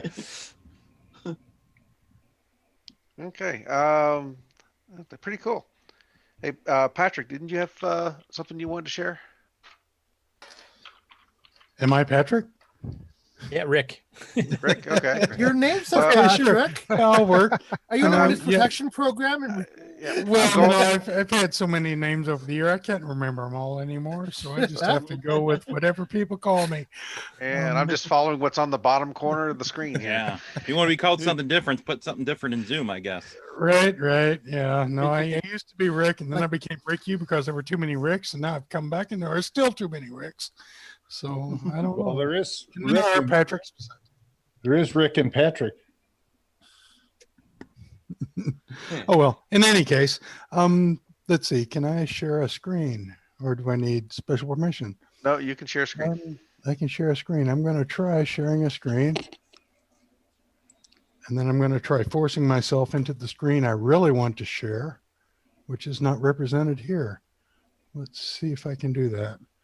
So I'll go down, Control Shift, do stuff. Do we see a workshop? Yes, Yes. I do. Okay, so this is my hobby shop, and it's been kind of dormant for a couple of years because I was a systems administrator for 20 years, and I really didn't have much mental capacity for spending on anything other than my day job. But that's been gone for a year now, so I was looking around for things that I might do, and I came up with this hobnob, which is a joystick port switcher using quad bilateral switches, which cost a grand total of 42 cents a piece in quantity 1. So thinking that's a good thing that I might want to build. What are you using? You're using 4066s or? Yeah, 40, what or is 4051s? Let's see, what am I using? Well, here it is plugged in. I was running Rampage and switching back and forth between two different players to prove that I could switch while the thing was hot without crashing it and so forth. And I actually used, if I could only control myself, 4066 quad bilateral switches. Yep. 2 of those will work just fine off of the joystick ports. I'm not sure that 6 of them plus an LM3900 would. So I'm anticipating having some kind of little feed through.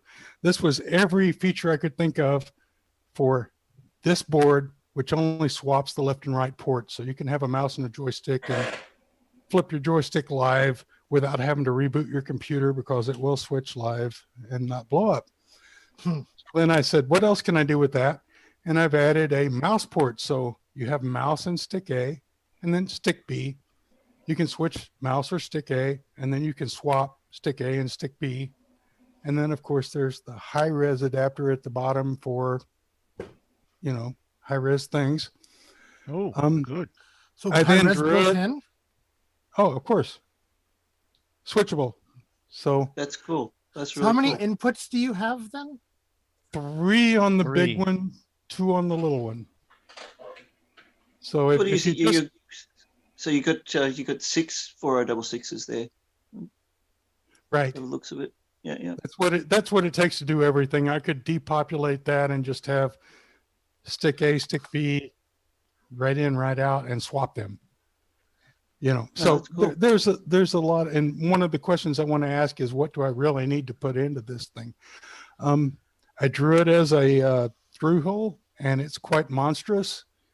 Here's kind of the looks of it. And if I put it on the back of a CoCo, it would be that big by about 3/4 of an inch out. So that's kind of big. So then I drew it as surface mount, and it got way smaller. So here's the surface mount version of that same circuit with the A/B joysticks and high-res, low-res swap. And that would take up this much on the back of the CoCo. So I think that's pretty slick looking. And Cool. let's see. Oh, that's just So the old this, thing. this board lets me plug in my 2 joysticks and a mouse all at once. Correct. And then I can switch and select which joysticks and if I want the mouse, and even make the mouse the high-res interface mouse. And that's the Right. question I want to ask. Should the high-res always be on the right side of the CoCo input? Or should the high-res be switchable? Please don't say that. Because I use up all the space I got here.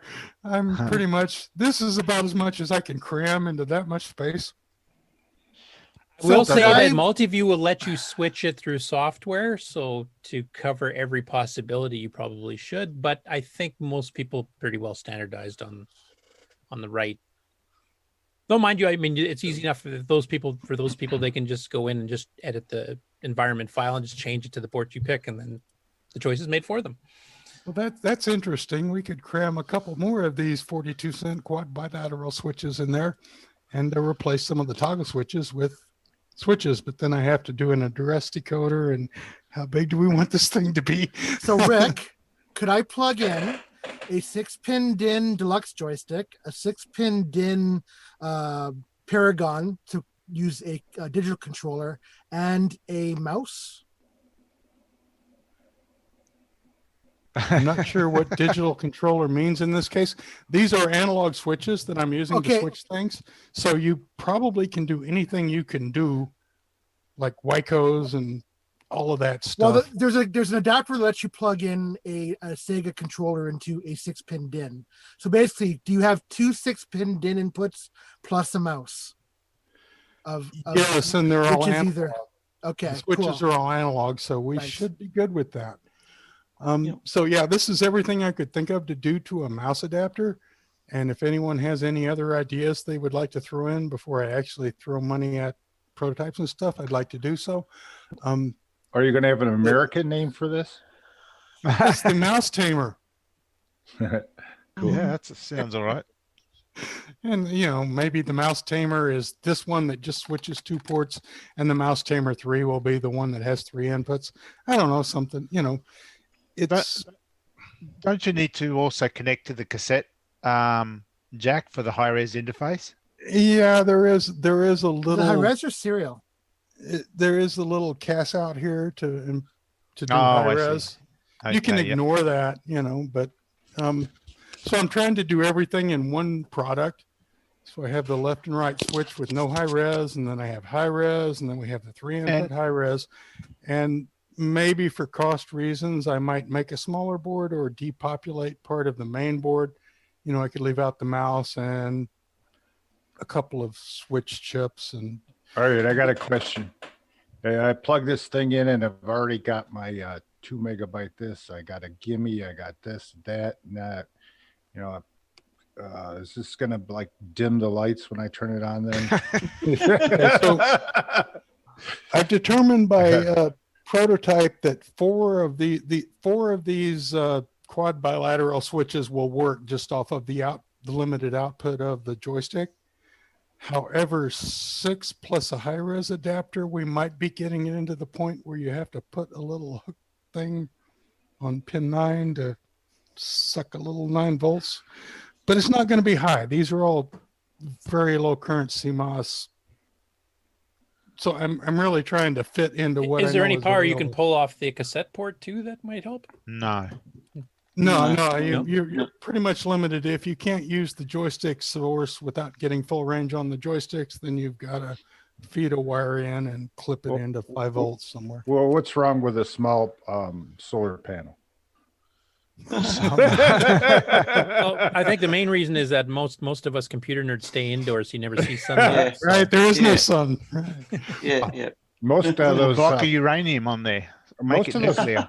Most of those little calculators used a little ambient light. You know. Yeah, see, they used the LCD panels, though. Right, and they needed about 0.0001 microamps to run. Because... Yeah. You run them off a potato for about 2 years. So I've even done cheats on this one. For instance, the dropping resistors are hard locked to ground once you switch. That saves a tiny little bit of current. I'm not sure why, but it does. So, I've tried to. So is this going to attach to the back of a CoCo itself? Yeah, it sticks out about 3/4 of an inch. The surface mount version would take up about that much room. So it's kind of a bump on the back of your CoCo. Okay, that's not too And bad. one question would be, should we reorient the joystick plug some way so that this 3/4 of an inch doesn't force your CoCo further out away from the monitor and things that might be behind it? So I just kind of wanted to bring this up before I really built a whole lot of them to find out what might be useful for people. This is my first thought. I have a res switch, I have mouse or joystick, and then I have swap left and right. Could you make it so that the actual unit itself was in a separate box and you just run cables into the joystick ports, and then people can put it wherever they want? Yeah, right now, you're going to have to reach all the way around all that stuff to find the power switch. Well, yeah, that's the thing. The power switch is a feed through, but it may be up top, so it feeds through to here. So you have resolution, mouse joystick, swap, power. Just because I've got a case anyway, so. I personally kind of like the idea of having it separate from the CoCo case. Yeah, so do I. Yeah, well, that's certainly doable. I mean, I drew this to be one board with no handwork, but it could certainly be a couple of, ribbons feeding out to plugs, so it doesn't have to fit on the CoCo. Yeah, because one of the annoying parts of the CoCo itself right now is that you have to reach behind and fumble, on your desk to even find the joystick port to plug something in, or in this case, to hit the power button and not try to jostle everything else. You got like a switch. Well, that's what I was thinking. On top, it would be resolution, mouse joystick, swap ports, power, which is physical. It's just a piece of plastic that feeds up through the case. So I was thinking the 3 sticks up here, 3 inputs here, this plugs into the CoCo. However, I'm certainly willing to think about moving that around if people think something if better you're plugging the joysticks into that, sometimes the joysticks can be fairly tight, so you do put a bit of pressure in pulling a joystick out. So I'm wondering, if you mount the board on the back, are you straining that board and pulling it away from the however it's attached to the back of the CoCo? That's a fair bit of stress sometimes to pull it out. Whereas if it's a separate box, you've got a box you can hold and plug things into without damaging the CoCo. Yeah. I thought it was a box that plugged into the. Because some people will switch what joystick. Like some people will plug in just 2 deluxe joysticks and they'll leave it at that with the mouse. But others might want to switch to a free floater. They're playing Polaris versus you might want a pistol grip for this game, and you might want your trackball for this game type thing. So you still want to access the ports, and if it's kind of riding on the back there, it might. Right, and I've kind of tried to address that with the swap switch, so you could have 2 different joysticks, and unless you have 2 different people who play a lot, you can just swap them. The other thing I like about the idea of having it in a separate box too, not mounted on the actual CoCo itself, then you're not limited to size restrictions, and you could go back to through-hole and make them available as kits. I mean, I'd love to build one up. Oh yeah, no, I would definitely sell this. It fits. I mean, where's that picture? Also in on the back of the CoCo, it's not bad. It doesn't. I mean, other than having to feed the power plug through, but I'm thinking that'll be part of the case. Also in chat, Retro Innovations mentions that the port spacing is different between the 1, 2s, and 3s. Yeah. Good point. Ooh, didn't think of that. Yeah. Okay, so a standalone will be an option. Honestly, more attractive to me as standalone. They plug into the existing ports. Yeah, No, I like, get the standalone. You can plug a ribbon cable into anything where, this would fit if you wanted to plug it in directly. But I could also stick a ribbon cables in there for very little work and make a little box. And since I could see that. there's power to spare, can we have a little bit of an LED light show? Like, maybe... Oh, here we go. RGB joystick connector. Woo-hoo. All right, No, I'll no, be the Ron, guy. we have to add a real-time clock instead. Yeah. I got no bus All of us- connector. I couldn't figure out how to get the clock in. And a sound chip. All of a sudden, you're going to have 16 4066s on there. And 16 slots to plug cartridges in. So this is pretty much the most over-engineered joystick adapter I could think of. Oh, we'll help you. David Ladd. My beer is all we But have you- to say to that. And it's But getting you've come worse up by with the a few minute. more things. Yeah, I'm going to put a couple more chips over here to replace these toggle switches. Hey, And they can be an just address dummy chips. decoder so we can put them on the Just bus. dummy chips. I don't have to do anything. They just look bigger. An LCD status at the top. Oh yeah, and the RGB status and lights and things. It's not done till it does dim the lights. Yeah. It's not even that. So here we are so far. This all works, and the net lists all match. Although I haven't finished putting the ground planes in and stuff, but I guess I will put some of these changes in there and see how it goes. And if you think of anything else, let me know, and I'll certainly be happy to add or remove from this. Has it got a real-time clock? Yeah, well, then I have to put in a bus connector.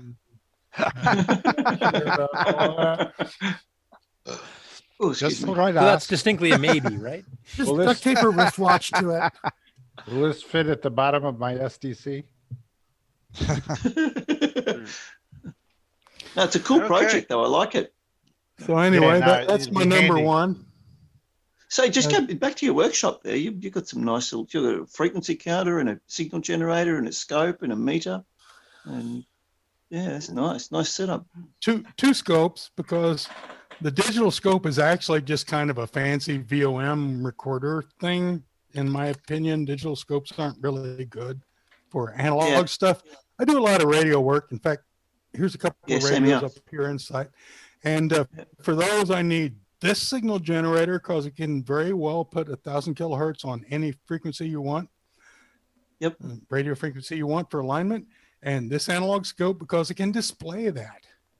But then when I'm working on CoCo's, this signal generator works just fine, and this signal generator works just fine, and this scope works just fine for digital stuff. So I've really got to make more room on my desk because I had to throw some stuff out of the way to put the analog scope up to do a couple of radio projects, and now I got to get it out of the way so I can put the CoCo stuff back on. So yeah, I need a bigger table. What's I the think. gray I thing on the I right? can totally. That's an analog scope, isn't it? You're talking about there. Yeah, that's guess the brand. What would you guess if you looked at it? Tektronix. Oh, hang on. It's actually branded LG. That's an LG. Yeah, I was going to say I've zoomed up on it. I can see it's not. Yeah, but it's it's Tektronix. It just doesn't have the right name on the front. I found that at Yeah. Goodwill for $6. Oh, far out. You can't go wrong with that. Yeah. That's why it's taking up the corner of my shelf. That's And like then, of my course- shop. I actually need some more space on mine too. I've got a couple of 7603s tech scopes. I've got one with a 7D20 digital storage, and the other one's got 4 channels of 200 megahertz analog. So I'm totally with you on the analog versus digital. There's a time and a place for both of them. I have a D546 with a hang down and a dual connector verbase thing. I just tried to sound important. and it's powered by a 265 Hemi. Yeah, exactly. Lots and lots of horsepower there. Yeah. All Oh, right. what's the stream? Where did it go? I can't unshare my screen because I can't find my stream. Here, I think I can. Bottom right. Just There we go. I got you. No, it's not. yeah, there's Zoom. Yes. Yeah. All right. Tell you what, Coco Man, you had some new stuff, right? I do have some update and acquisition. Oh, let's see here. Good job, Rick. Thank you. If that's your real name. Yeah, whatever. Patrick Levine Hewland. Okay. Or there you have it. I did. I stopped by a consignment store and found some vintage goodies, not exactly CoCo related, but some cool stuff. But before I do that, let me do a screen share here.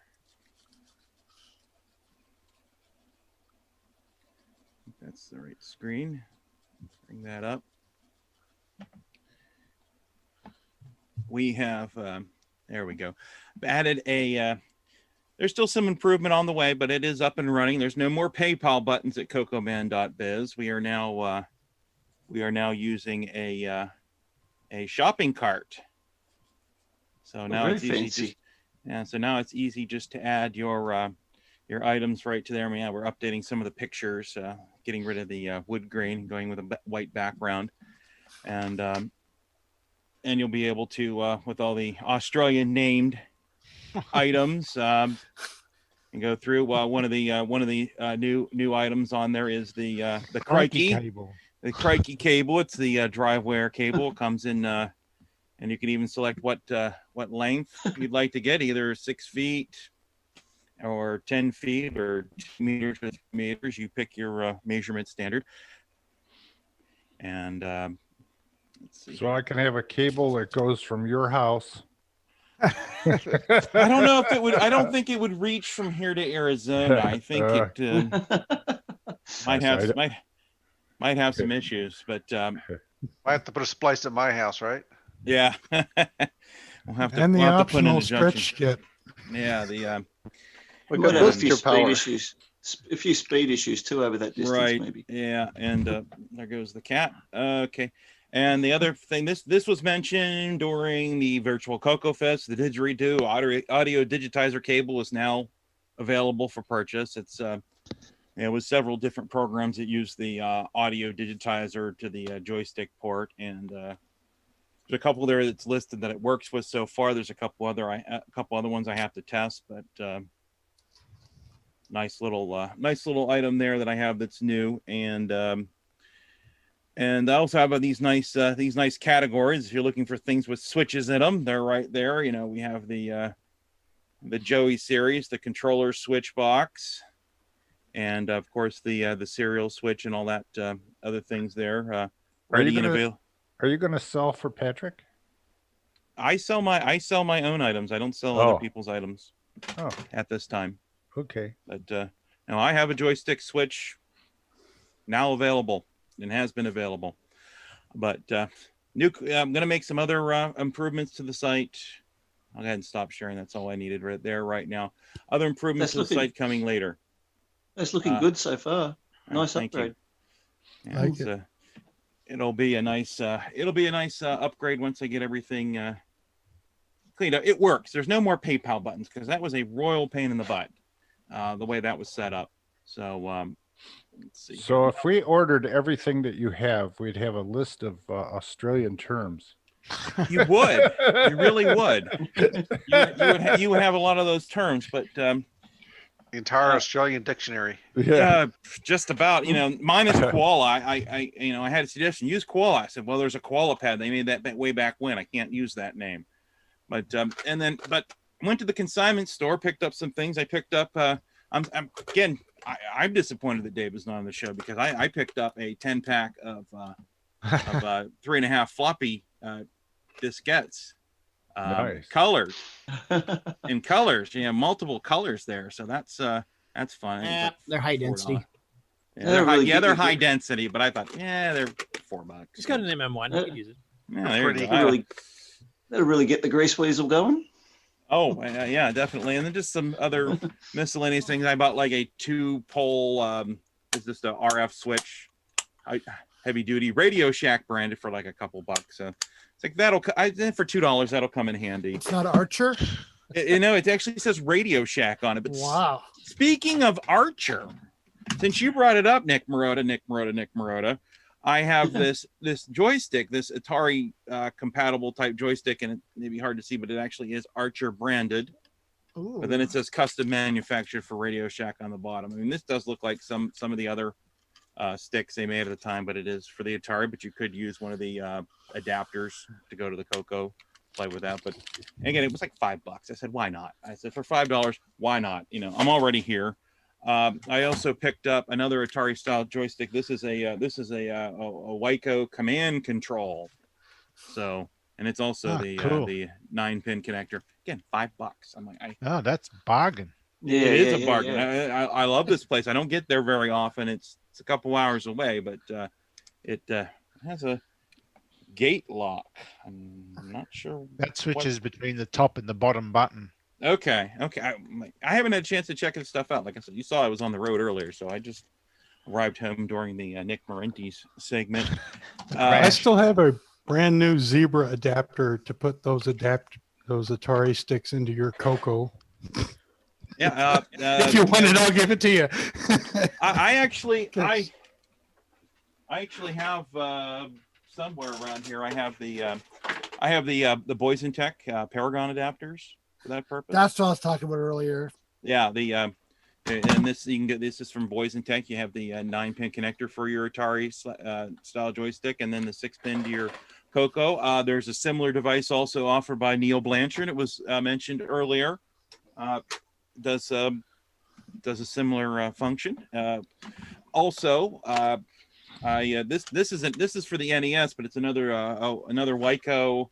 What is this? Waco command control, and it's got the start and select button, the 2 side buttons, and it is the NES connector. But again, $5.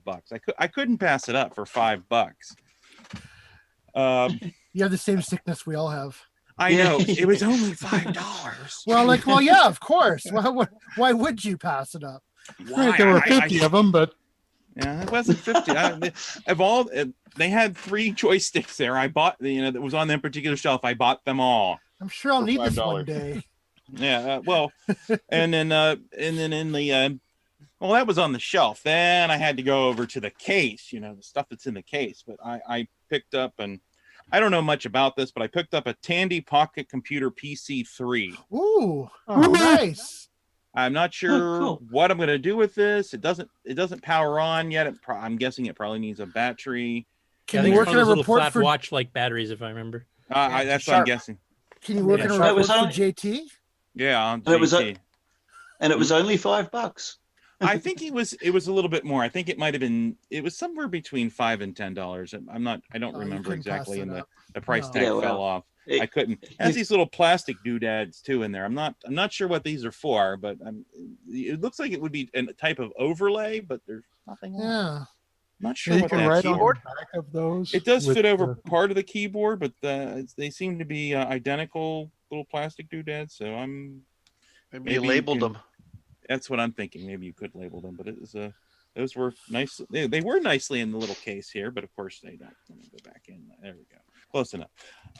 And another item in the case here. And okay, now I did pay more than $5 for this, but this is a Super Advantage. Ooh, cool. It was $20, and it's for the Super Nintendo. But it's been a while since I've been at this store, but they had a regular Advantage there, and I didn't buy it. Of course, it wasn't there the next time I came back. So. Was that a Nintendo product?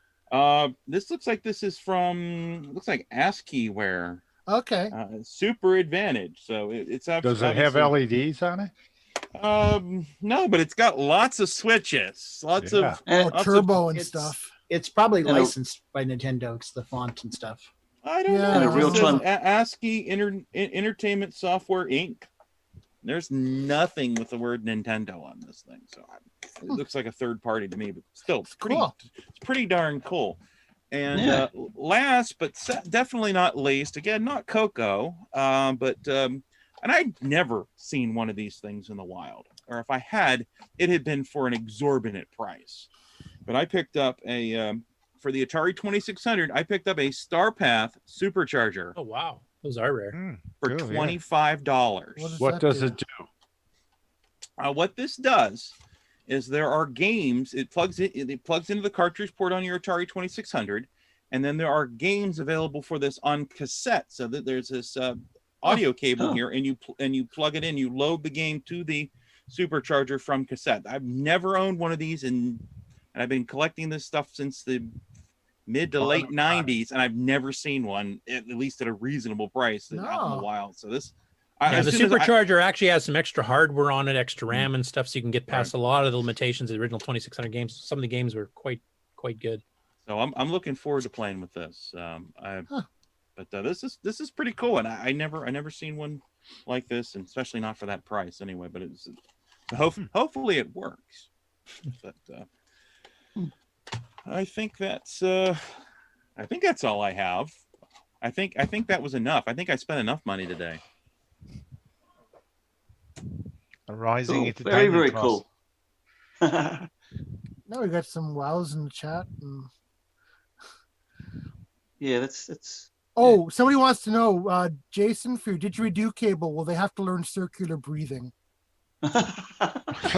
No breathing techniques involved with this particular cable. No. All right. I was going to say, maybe you might have to. No. That wasn't my brother that asked that question, was it? No. No, my brother said this is Hamvention scale larceny. I don't think I'm ever going to top that. That was and for the folks who missed that one, last May 2019, Dayton Hamvention picked up a CoCo 1, heavily modified with extra toggle switches, a multi-pack, an FD502, a disk drive for a Model 100, what was it? What was that? What is that thing? It's a gray, had a light pen with it with a cartridge. Where'd you get the CoCo with the soap in it? That was at VCF Midwest, but I got a bunch of stuff for $50. XPad, yeah, XPad multi-pack, a couple other things for $50. I mean, it was I think it was probably the deal of the year, if not the decade, on that one. So next time you go, they're gonna say, "There's Jason. There's Jason. There he is." Quick, get all the stuff out. Yeah. What can we sell him? Sell him some more shit. It's the $5 CoCo 3 with soap powder. That was from VCF Midwest, and it is repaired and it does work. Who's that? And it's clean. It's very it's very clean. It's very clean, and it's right here. So I still have it. I left the key switch in it. I took the key out. It's not wired to anything anymore, but I needed something to fill the hole and act as and I guess it's a conversation. That looks very Defense Department. Yeah, it's very. Yeah, it's a great place for a power switch. It's no New York Times. Well, it was a broken power switch, and they had taken speaker wire and just kind of jammed it in where it was supposed to go, and then ran it to this key switch, and it was a screw terminal. So that was a mess. And then on top of it, there was soap powder in it. Do you have the key to go with it? I do have the key. The key is attached to the power cord. I didn't lose the key, but it was kind of in the way, typing. So I do have the key. But I don't have anything else to fill the hole. That was to keep somebody's little brother from using it. Yeah, exactly. Could have been. I mean, that power switch was pretty mangled. So who knows? Okay. The last one I had on my list was Nick. Yeah, I got a few things. Well, this is from last. I got one too, just to let you know for after. There, I got to interrupt you this time. Don't interrupt me. Get your own segment.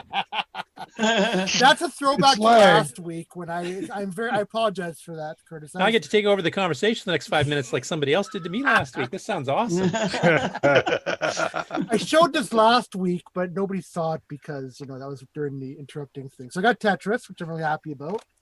Very cool. I got some more cartridges. I got Space Assault. And flip up that first one again so we can see it. Oh, Tetris. Yeah, I got the cartridge for it, but it's in my CoCo. But I got the case for that one. I had this as a kid. I'm very happy. You're gonna have to make Tetris a GameOn challenge one week. Yeah, I was thinking about it.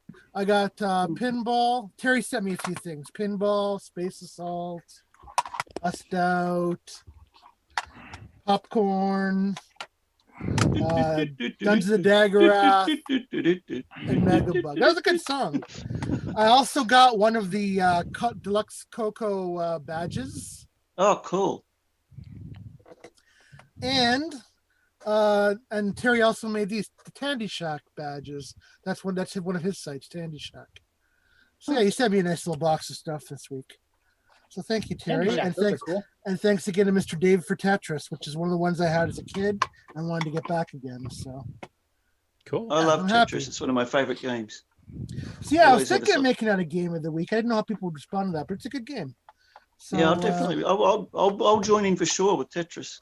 Yeah, it's one of the world's most popular, so I think that would be a hit. Yeah, and it's CoCo 1, 2, and there's a CoCo 3 version. Yeah, it's a double. Yeah, it's a fat binary or whatever you call it. So does that count as a CoCo 3 game or a CoCo 1 and 2 game then? It's the same game, same graphics. It's just that he's extended, what he's drawing for the background on the sides on the 320 mode. But he's actually using the exact same graphics, which is it's all 4 colors. Was it Greg Sumwalt? Yes. Yeah. So yeah, that could be during a CoCo 3 week for sure. Well, yeah, that's what I was asking. Like, you have your CoCo 3 weeks. Is that going to count as a CoCo 3 week, Nick Marota? We have inquiring minds want to know. I'm not okay. I'm OCD, but I'm not as bad as you're making me out to be. But yeah, I don't know what you're talking about. And that's my acquisitions. Loading it up now. Here's Tetris. Oh, hang on. Since we're talking about joysticks and stuff that aren't CoCo related, maybe somebody can make this Thrustmaster work on my CoCo. I got this for $5.49 at Goodwill. PC, the PC 15-pin joystick. Yes. Yeah. Maybe. Man, my Goodwill never has anything nice like this. Yeah, look at that. I saw that and I thought, geez. That's a monster. You used to kill for one of those, right? That's a monster, that thing. You could fly a plane with that. Does it shake or anything, or was that some other joystick that used to shake when you hit a rough patch or something? Now that would be a good product too, a PC 15 game port joystick that shook on the CoCo. Lots to think.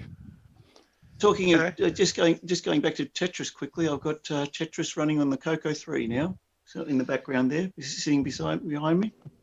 You're ready for the competition. Uh-oh, trash talk already. Widescreen. Yep. All right, Curtis, you had something? Yeah, that was a bit of a surprise, and it's actually along the joystick related thing too. So I got a package I just literally picked up last night because I kind of got busy yesterday and I didn't check the mail till later. And the attached little note here that came with it is from Paul Fiscarelli.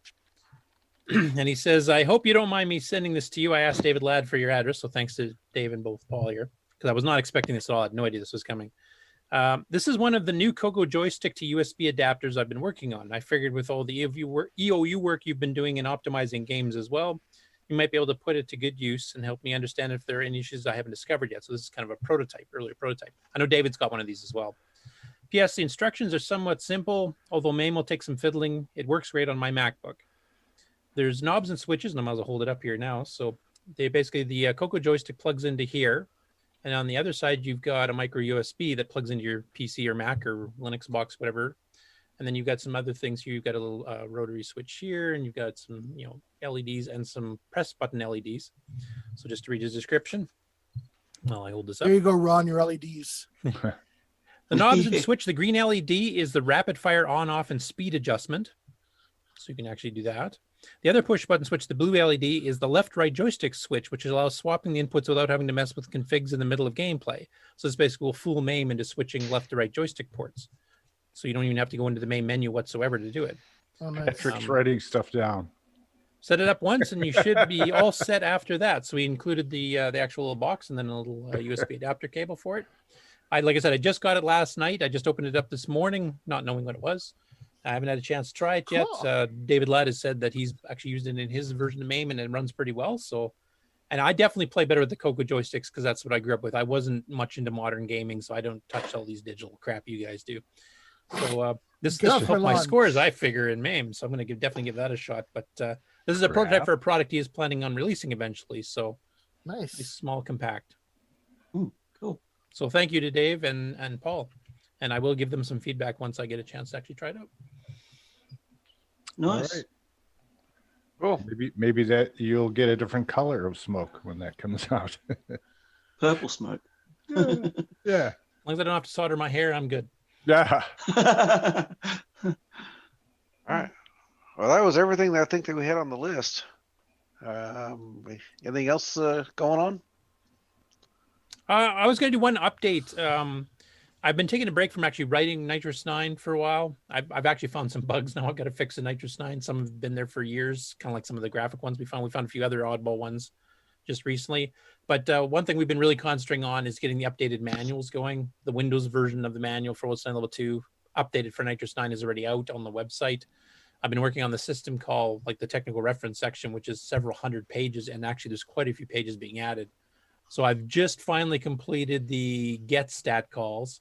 And I'm just starting to do the set stat calls. And if I can get enough free time this week, I'm hoping to have the whole technical reference manual done for submission to Jay Cyril to actually do the updated version. And once he's got that all typed in and we kind of correct and double check it and stuff, that should be out within the next couple of weeks then too on the website. I know Todd Wallace and a few other people that have been getting into Nitrous 9 have been learning, all the ins and outs and all the programming, but they've been, trying to do certain things that they go in the manual. There's no easy way to do it. So you have to figure out some manual way. And there's actually a lot of hidden system calls that Tandy never documented, even though they've been in there since day one. Plus, there's been newer ones that we've been adding in over the years in Nitrous 9 itself. So this will be the first documentation that covers the whole thing, all combined, all the missing stuff, all the new stuff that we've added on. It also covers some of the third-party stuff that's, for certain drivers from other third parties. So we're going to have everything in there, and that should be out in the next couple of weeks. So do you have a version that'll print on my TP10? If your TP10 can print PDFs, go for it. You might let some smoke out of your TP10 trying to do that. Yeah. So this is buy a case of paper. So this covers EOU as well? Yes. Yeah, cool. In fact, it'll have some highlight boxes if it's something unique to EOU. It actually, the windowing manual had that too. There's a few things that are unique to EOU. There's some things unique to Nitrous 9, and then there's stuff that works on Elson Level 2 and up. So it's actually going to have these little boxes explaining, what they're for, or if they're, for a certain third-party driver. Like there's some system calls are added for, say, SDisk3, which is a disk floppy driver that actually handled the Performance Peripherals No-Halt controller, which had some special calls. And it also had stuff for reading MS-DOS disks and Flex disks and CPM disks and all kinds of stuff too. So I've documented those so people want to install that driver, and then you start using special software for them to know how to do it. So next year you'll have the English language version? This is English language. I would love to see a done one, a incomplete one, anything. This sounds great. Thank you. Like I said, the windowing one, which is updated with the new functions that we've added in, and plus some corrections, enhancements to some of the other functions, is out now. We're going to be releasing the original Level 2 manual, that big 1,100-page sucker, gradually as we go. So the next one here is the tech reference, and that's like, I don't know what it's going to end up being. I think it's right now about 250 pages, but I've already added about 20 pages that weren't in there in the first place. So, and there's still more to add yet. So it might hit 300 by the time we're done. And then after that, it'll be Basic 9 and the commands reference. Commands reference is going to be getting a ton of extra stuff because I'm going to put all the third-party stuff, how to use AR, how to use MSter, how to use all these other utilities and stuff that have been written over the years. How to make a real-time clock work. Yeah. That's a hardware thing. I'm not a hardware guy. Yeah, I'll leave that up to Rick. He can add it onto his joystick thing there. So, oh wait, he said he couldn't do that. Never mind. all of my disk controllers have a little cutout in the top, so you could put the Dallas real-time clock underneath the deck basic ROM, and it all fit because the ROM ended up flush with the top of the case once you put the Dallas real-time clock underneath it. Unfortunately, you have to saw those apart with the Dremel tool and put batteries in them. So, yeah, it's time for work there. Yeah. I'm sure the community is going to figure out a decent standard for that at some point here, and then we'll support it in Nitrous 9. So, but yeah, the manual's a huge, it's actually more work than I thought it was going to be. So I've actually decided I'm going to sit down and finish this because it's something that's been needed for literally 20 years. I mean, since Nitrous 9 first came out, we would occasionally have these little pages in the manual saying, here's a new system call we discovered this week, and here's a new one we added. But there's never been a compilation of them into, like, here's a manual. If you're just starting Nitrous 9 now, rather than have to, get the original manuals and then find all these little bits and pieces that have been released over the years. Here's just the brand new one, the new updated manual. That appeals to me. Because I am And new when to will it. it be ready? I ran across a web page with all the level 1 discs, and there's so many of them. And are they like I saw a CoCo SDC one for level 1. I was going to try and run it on my CoCo 1 Do you have the TDP. link for that, Ron? The link for that page? No, it was in the CoCo Facebook group. It was I think they were talking about, well, maybe it was in the OS9 group. I don't have it in front of me, but The nightly build one, you mean, with all the different versions? Yeah, all the different versions. There's 6309s and then 6809s. Yeah, there's CoCo VGA versions and regular. Yeah, so I took one, saved it off, put it on my SDC. It didn't work. So I'm gonna keep, I guess, doing that until I find something that works, or I don't know. Maybe I don't know what I'm doing, but each one of those are boot discs, aren't they? Or Yeah, I mean, some are set for 80 tracks, some are set for 40 tracks, Yeah. some are set for double-sided, some are set for single-sided, some are 639, some are 689, some are CoCo VJ, some are regular CoCo, et cetera, et cetera, et cetera. SDC, it doesn't matter, does it? There's SDC specific versions of each because the driver has to be right. There's also drive wire versions or standard floppy versions and et cetera, et cetera. So I guess the more I keep at it, I'll find something that's. yeah, if you look for the ones that have SDC in the file name and then pick the right CPU and whether you want the CoCo VJ enhanced version or not, that should narrow it down. David Ladd's done a bit of fiddling with those. He might be able to help too. Okay. All right. And David, Veer, you had a question? Oh, I was just saying, when is it going to be ready? I need that now. Of which? Got Nitrous, the Nitrous OS9 manual. Oh. I'm pretty rusty. Well, like I said, there's 4 main parts of the main book, the main level 2 manual, and we're basing everything on the level 2 manual. The level 1 manuals are much more technically oriented. They're more like reference books. They don't actually help teach you. It's kind of like going from an Apple II basic manual to a CoCo basic manual. It's a world of difference for a beginner. So we're basing on the level 2, which is a lot easier to understand. I mean, I'm doing the technical stuff first because a lot of the hardcore programmers have been asking for this for quite a while. But we'll be covering basic and the standard commands too. So it's going to be released in chunks. So the Windows version of the manual that has all the display commands, to draw graphics, primitives and stuff, is the first one. That's out now. The technical reference should be out within the next couple of weeks, 2 to 3, I'm guessing, depending how long the proofreading takes and how many mistakes we find. And then I don't really have a time schedule at this point for the Basic 9, which is a huge one. And then the main commands one is going to be probably 2 to 3 times bigger than the existing level 2 manual one because there's so many extra commands that I consider to be stock now in the official releases of EOU. So I'm going to be trying to cover everything in there just so that people have references. There's different alternative ways of doing things and people can pick their own favorites type thing. And there's a lot of stuff in there that just was never part of the original release. So that's probably going to be the last one, I'm guessing. Basic 9 is going to be pretty close to what it is now. I mean, there'll be some mentions like 639 optimizations. Like if you're doing integer variables and you want to do divides, they're 10, 15 times faster than 609 equivalent. So maybe that's something somebody will want to know, that if they do something that has heavy, integer divide in it for doing, I don't know, graphics or something, that they know that they may want to target a 609 specifically because it runs so much faster than if you target a 609. Or things like that. And I do have some enhancements for Basic 9. I am planning on doing. The Graphics 2 library has been enhanced. The graphics library has been enhanced. So those new features will all be in there too. But there's a fair bit of work there just because the Basic 9 portion of the manual is the largest by far. And there's just a ton. I think it's 400 or 500 pages there to do. So that's going to take a while. And that one is unlike the other two that we're doing now, has never been typed in before. So that's going to be like a raw scan it in and OCR it and then start looking for corrections, etc. So those are further out in the future. I can say that the technical reference should be sometime in July. So just to review, here is the operating system Basic 09 Multiview Dev Pack. Operating system Basic 09 are the 2 manuals on that you can see now. And that's what he's rewriting. So Good luck with all Yeah, of that. and then we got to hit multi-view, the development system. yeah, all of this, all of this. Is there like a Cliff Notes or something a little bit shorter? Yeah, there's a help command built in. That's got quite a bit, so you could probably use that for now. Being PDFs and searchable would make it easier to find some stuff. It is. Yeah, that is what we're outputting. Also printable. So if you want to do it, they're set up for 8.5 by 11 inch paper. So if you have your own printer and you don't mind blowing, reams and reams of paper on it, you can actually print. Oh man, you got to fit them in the original binders, man. Yeah, but you can't buy those binders anywhere else if you don't have it. So it's easier. Well, you can for me. And me. Just print it at about 45% size or something. That's all you gotta do. And drill the holes. But yeah, they're all done in a word processor. So with the export to the PDF is definitely going to be completely searchable. We're releasing PDFs. We will be releasing the actual OpenOffice, LibreOffice cross-platform docs for it afterwards once it's all completed and we've finished double checking and had people come in with corrections and suggestions.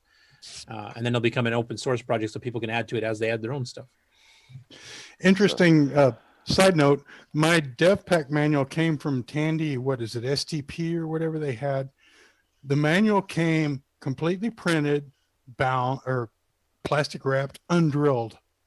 And I literally no holes to put it in the binder. I drilled the holes with a drill while the manual was still in its plastic with a piece of wood on top and bottom. And that is the dev pack manual I have now. The white one in this, the whitest pages in this came from that Tandy SDP thing. So that was fun. They delivered a perfectly printed manual with no holes. Jeez. So I'm over in chat. Ken can make it. Ask or says Cliff took one look at it and had a heart attack. Geez, I'm glad I didn't do the level 1 manuals. He would have had a stroke and an aneurysm on top of it. Too many colors in the stripes. They're supposed to be black and yellow. Curtis, we really appreciate you doing all this stuff. You do it selfless, and well, apparently I get free things for it now because this is the reason I got this. So that's great. It's not so selfless anymore. Now I'm going to demand people donate. No, I'm just kidding. Yeah. Well, you do a great job. I mean, it's actually appreciated. Yes. I totally agree. Right. Thanks. Absolutely. Exactly.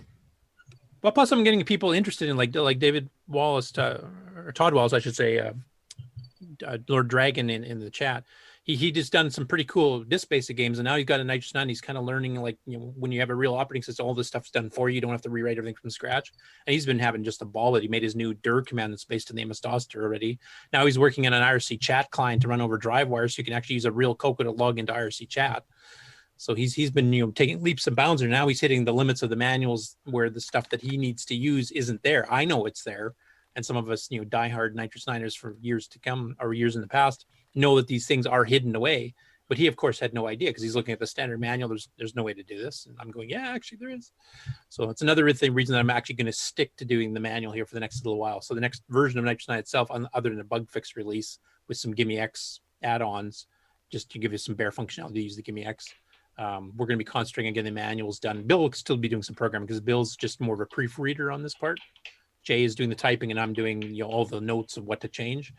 And once that's done, I'll get back into the actual development. But Bill's going to keep some of the development going in the meantime. Now, I've been talking to Alan DeCock, and he has talked to you in the past, and you guys might get together with someone else. Yeah, we're trying to make an arrangement. Like you'd mentioned that Alan, I've actually asked on the show before the last couple of years, but he's had a lot of stuff going on that he just hasn't had the time to deal with it. And now that stuff's finally resolved. So he's going to try to get on the next few weeks. I talked to Wes Gale. He's also very busy. He's got a project that they're trying to complete right now. He's doing 20-hour days for a programming project that he's doing in BC.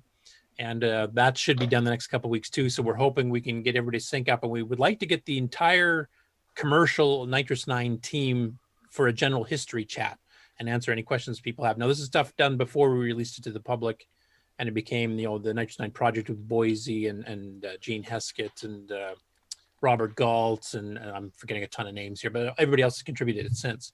But this is going to be the very beginning of the project. It was Wes Gale, that's the other guy we're talking about, and Bill Noble, and then I joined in within a week or two. And then Alan joined about a year or two later. And then basically the entire development from 1992 through 2001 was that core for group of people. Well, We're going it's to a try to good get thing. all 4 of us on for a group interview. It's a good thing you guys weren't like the Beatles and quit, and that was it. Oh, they didn't really quit. They just hung in started doing there. stuff on their own. But Yeah, but that's cool. And I don't think Alan or Wes has any interest, at least at this point, of actually getting back into it. And to be honest, I didn't think Bill and I would after, because we just got burned out. We did that for 10 years straight. And but now it's actually a lot of fun. We've got emulators now, so I can like quickly assemble a huge program really fast, then put it on real hardware. The SDC is faster than the old floppy drives by far, and it's faster than most of the old hard drives for that matter. So it's and much easier to do, just to take one of these little cards here and slip it in rather than, jerk hard drives around between systems. If you want to test a 609 here and a 609 here, or CoCo 1 and 2 with the VGA here and a Gimme X over here and all that kind of thing. So development's a lot easier and faster now with all the, cross-platform tools, or even running it natively in an emulator and just unlock it. I'm running at 500 megahertz now for a CoCo. That's even faster than the CoCo Dev that David showed off by a factor of 20. So, it's a lot funner now, and there's no deadlines like back then. We were trying to get a new release every year for a while there, and you're artificially creating deadlines for yourself. You're trying to meet, and then you're working crazy hours. No, I'll admit I've done that on this too, even since. But that's just because I wanted to get something out because I was excited about it and I wanted to get it done. So right now, my get it done thing is the manuals. So how does your family view your being into this stuff that they probably have no idea what you're talking about? Well, I don't usually talk to them about it. I mean, my mom and dad back in the 90s knew that selling Nitrous 9 paid for several of my trips to Chicago with a profit. So it covered all my food, all my gas, all my hotel. And then Cool. I got to take $600-700 home after the fact. So, that wasn't too bad. Yeah. Now I occasionally get free things like this. So. And actually, another one, Ed Snyder, he sent me, without having to pay for it, a Gimme X temporary board, because, of course, my work is based on the sporting industry with, big arenas and stuff that are going to be the absolute last thing to open with the whole pandemic crisis. So, I'm not going to have much work. There's a few little bits I'm getting trickling in now for some other sub-industries we do, but the majority of my work is not going to be opening up, maybe even this year, depending. So we'll have to see what's going on there. But it's nice that people have actually been, donating stuff. Definitely I'll be developing some drivers and stuff for these, especially for the Gimme X's case. So, he'll get some payback for it, but I'll pay him for it later once work's back to normal. But it's been nice getting some of these, free things. It does make me feel appreciated. And plus, when you guys say it in person, that's nice too. Sure. Well, I got my check yesterday, so. Oh, good. I just want to make sure that gets got through without a delay. So, or I would have delayed all this till like next week until it got there. All right. Well, all right. Are we ready to put a fork in this one? Yeah, I've blathered on enough. So. All right. Let me run the outro then. This concludes another episode of CoCo Talk, the world's leading live talk show featuring the Tandy Color Computer. For all things CoCo Talk, visit us on the web at CoCoTalk.live. We'd love to hear from you. Send feedback, suggestions, even segments via email to CoCoTalk at CoCoTalk.live. CoCo Talk is rocking the 8-bit world, keeping the Tandy flame alive. We may be mocked, but we'll never stop, 'cause CoCo Talk is rocking the 8-bit world.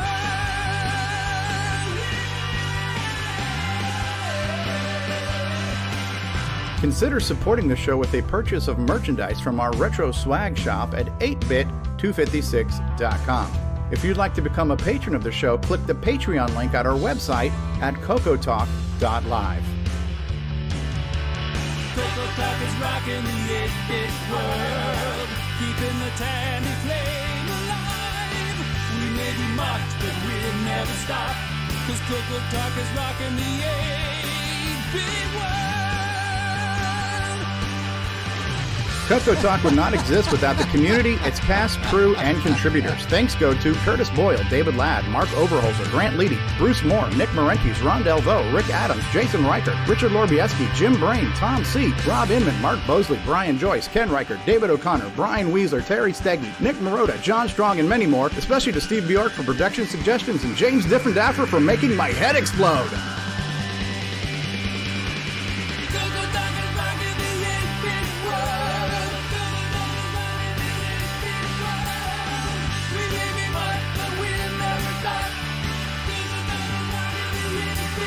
Please help support the CoCo community by visiting some of its various contributors. A list of resources is available at imacoconut.com. That's IMACOCONUT.com. The CoCoTALK theme song is copyright 2008 by D. Bruce Moore and Greg Sheeler. Mixed, mastered, and produced by D. Bruce Moore.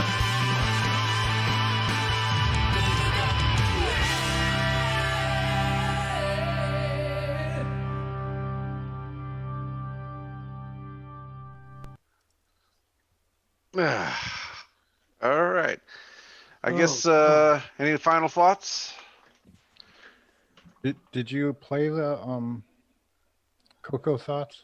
I must have missed. Yes, right before the It was game related. First, it's right near the start. Yeah. I was impressed that Daniel Gimes had a game related one because I knew it was a tough week. Push the button, Frank. All right. Say goodbye, everybody. Goodbye, everybody. See you next week, everybody.